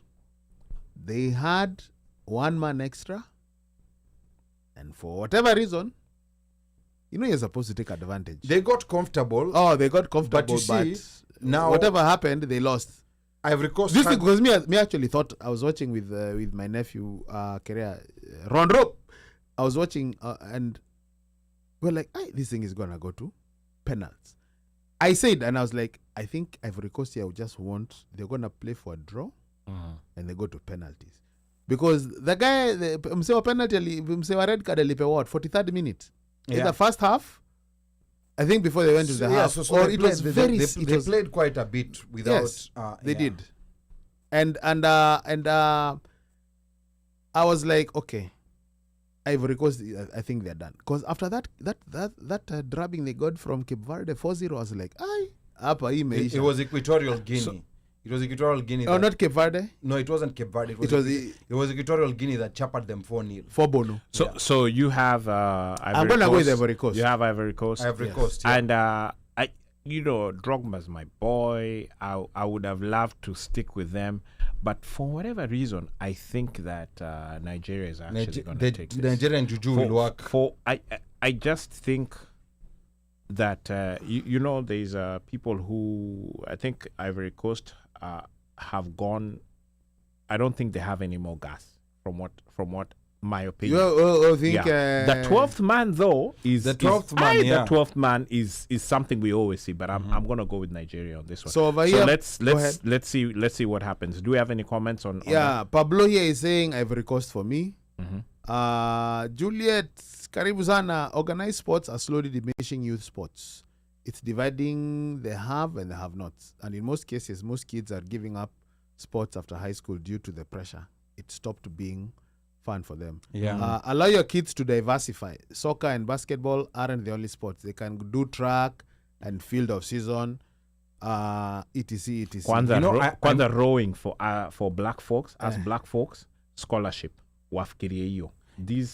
I actually met, like a black guy who has been going to different African countries. You know what sport? Lacrosse. A black American. He played lacrosse. I can't remember for what school he played for, but he's trying to get black people in that sport. And there's an organization that's even going to Africa, trying to teach Africans the sport. Bro, unajua tukiingia huko tuna dominate. By the way, that's a very physical. No, we're gonna dominate. By the way, lacrosse and even hockey. Field hockey, No, ice hockey, ice hockey. whatever. I'm talking about ice hockey. Tukiingia tuna dominate. Bro. Yeah. You best believe. That's the last bastion for Great Whites. But tukiingia, the only thing that we may not enter is e-rowing or canoeing, whatever you call it. Mambo ya rowing. Rowing, yeah. Not kayak, no. It's that one of the synchronized. It's the same. Rowing, yeah. I'm telling you, there's a lot. You'll be very surprised if you want your TOEIC to go in easy shule kama American University, Stanford, Harvard, ISO, yes, that are by Maji. Yeah. Watcha, and you're black. Watch afanye hizo vitu. But by the way, you know all these corrupt celebs who are getting their kids in this big scandal. I remember that one. It was through easy rowing teams. Nonini, someone has never rowed in their life. But when I Kanini, yeah. Juliet Eo says over here, I've coached field hockey here for several years and there's no CC. Food for thought. Okay. Mambo ni kuingia. Yeah. Haya, Juliet, sawa. AFCON, you guys, quick haraka upes. Predictions. Stephen Batty says he's going with Nigeria. So you are going with Nigeria? Yeah. Ivory Coast? Ivory Coast. Me, Ivory Coast. Ivory Coast. Nimepata text hapa. Ivory Coast might easily lose because of careless hubris. Nigerians are not intimidated. Kenya does not have the coaches and facilities for ice hockey, local hockey, swimming. That's class sport, etc. Umse ana bonga. So that's that. Ivory Coast, Nigeria. So it sounds like it's a lot of people are thinking Hapa Pablo Coast, amenitupia radi anasema one mic ni wa mafuko bombers. As long as they're winning to kondani kama SIM card. Washeke says ice hockey has high barrier to entry due to costs. But you know, like still. But you know the way they build basketball courts, because even having a basketball court is a barrier to entry. Yeah. But you find a lot of basketball courts in so many different places. Yes. I mean, of course, ice hockey, you know, there's a barrier. Ice hockey is extreme. But field hockey, ice hockey is extreme, but you have to have the expensive rings, sport. Nini, And Kenya, it has to be in the weather, right temperature. I don't know, you know. Panari. People used to play at Panari. Boss. Higher. Last but not least, who do we have for the Super Bowl? Things that are you guys 50s? Me, that thing is so annoying. I'll go black. You know, like who anaenda na 49ers? Wewe? I think I'll also go 49. Not. Wait, let me think. I'll also go 49ers. You know, no. First off, I feel like the Super Bowl. Hold on. Oh, you are going KC? Yeah. See, that's who's a black. Oh, the Wahombe. Yeah, you're going with Wahombe. Yeah. You have to understand one thing. I said go black. You cannot be supporting AFC. You have to go NFC, bro. Boss. No. Tulipito na wakati bana. We have moved on. We have moved on. No, but after that crap and those bogus calls, moving on. I honestly think this Super Bowl was rigged, because how is it that both teams, because you know, if it was a Baltimore-Detroit final, box office doesn't sound... Box office, yes. Yeah, yes. Box office-wise. So I think it was rigged to make sure they have a box office final. Let me tell you, I'm with where Ali. there's Taylor Swift. Yeah, because honestly, the ref of our game. The calls, well, yeah. No, the thing is that tight end, I'm not remembering his name. That tight end. Likely. The guy has not been playing. No. McAndrews. Yeah, was it McAndrews? Yeah, but he played maybe one or two series or three series. He didn't play that much. Yes. You know, and then you see the thing is now playoffs, you're starting him. Because, you know, like when a player's not played for a long time. It takes a while. It takes a while to. Yeah. You work at the guy who it was working timing, with. all of that. Atakama was the backup guy. It was working with him, work at that guy. So me, I think there was some monkey business. So who do you have? Somewhere. No, I'll go with 49ers. Me, I'm tired of Taylor Swift. Those I don't know. She now has more Grammy awards than Michael Jackson. She has more Grammy awards than Stevie Wonder. She has more the album of the year. She has more than correct. Yeah. So she does, so Jay-Z went and complained. But funnily enough, yeah, sales wise, of course she's winning. Aja Donjo, no. Sales wise she's not. No, sales wise kina nani bado wako huko juu So MJ and all of that, they're above 250 I million. mean, of course, if you compare them with of course, sales she's not. Yeah. I mean, she's now sasa yeye na Beyonce wako hapa same WhatsApp group. Yeah. Like they're just they wanatuanga kugonga hiyo between 200 to 249 mil sold, you know. But Beatles bado wako 1.2 billion. Yeah, but mimi ngoma za huyo Swift pia ama sijui ni nini. 1.2 billion. Hata ifikiwa ngoma za huyo Swift for some reason. Lakini zimefikia washeke. No, but you see you forgot your days of when you are going to group of schools. That's when hiyo ngoma ilikuwa na kuingia. Okay, yeah, maybe. You see, once you switch to that, you know, Apple. Yeah. Taylor will be swifting with you. Haya, vaia Pabloni wa 49ers. Ali unaulizwa hapa, mbona umekasirikia Taylor Swift? Hate the game, not the player. Mimi ngoma zake kuna vile tu yani ama sijui vile niko working class kuizi, I don't know. Mimi kuna vile hizo ngoma zake I don't know. Kuna vile I can't even name a song of hers. I can't name a song. I've heard some of them. I've heard some of them, but bruh. So someone here says Kenya must get Sudanese immigrants and Maasais to play basketball. This Super Bowl first depends where Taylor Swift will be. To play basketball? Yeah. Well, you know, Kenya has a really good basketball team. I don't know what this person is talking about. Kenya has a real good basketball team. There has been beating South Sudan. The problem is that we're not putting money to back these guys. Yeah. There we go. That's where the issue is. That's the problem. We don't need the height, and then these boys are balling and playing. Even our women, they are at a totally. Even our women who are playing the 3-on-3. Kenya team. Kenya has a sporting culture. Yes, it has. You know, it's only that the infrastructure. It's Madhogodhanio in there. The money. I was shocked when the other day when Bandio told us that in Tanzania, sports was taken away from schools. So there's no school sports in Tanzania. Ukitaka kucheza sports nendo kacheze nyumbani. You know, shule ni shule. Ni ya kusoma. Yeah, hakuna sports school, and that's the reason why you see, you know, like Kenya right next to Tanzania is so diversified in our sports, but hardly will you hear of Tanzania rugby sevens team. Juliet AO says, I am a low-key Swiftie. Stephen Batty says, I'm going with the Kansas City Chiefs because of their coach. Anyway, since he was a Philadelphia Eagles coach from way back. So that's how I choose. Pablo says, Miley Cyrus was the ish at the Grammys for me. She celebrated that first Grammy more than the 13s at Taylor Swift. Killer Mike, congratulations. By the way, I was telling you, reading regarding this soccer team, why we are seeing soccer the Africa is because they were all even funny soccer, and this is how you know the money spent. Hapo Stephen Batty. Hiyo ni kizungu gani hiyo? I don't know. You must have been writing. You must have been typing with your left hand. Person needs to call in. I think he was typing with the left hand. And apparently while he was driving with the right. While he was driving or maybe doing other things with the right. Laser Hill Academy is full of Sudanese. Wahenga walinena kilicho na mwanzo hakina budi kuwa na mwisho. Meli imetia nanga. We are about to wrap this puppy up. Fire that is a mush. Yo. Once again, thank you to our fans, to our listeners. Nonini, asante for coming in and giving us some school of thought on monies distributed and not collected. Or is it monies collected and not distributed? Or is it monies received and people thinking about hearing it? And on your fugitive status. As well, to our fans, as usual, thank you. To all the AFCON peeps, tukutane Sunday kwa field. Super Bowl, munajua ni siku gani, bado tuko hapo, iyo same Sunday.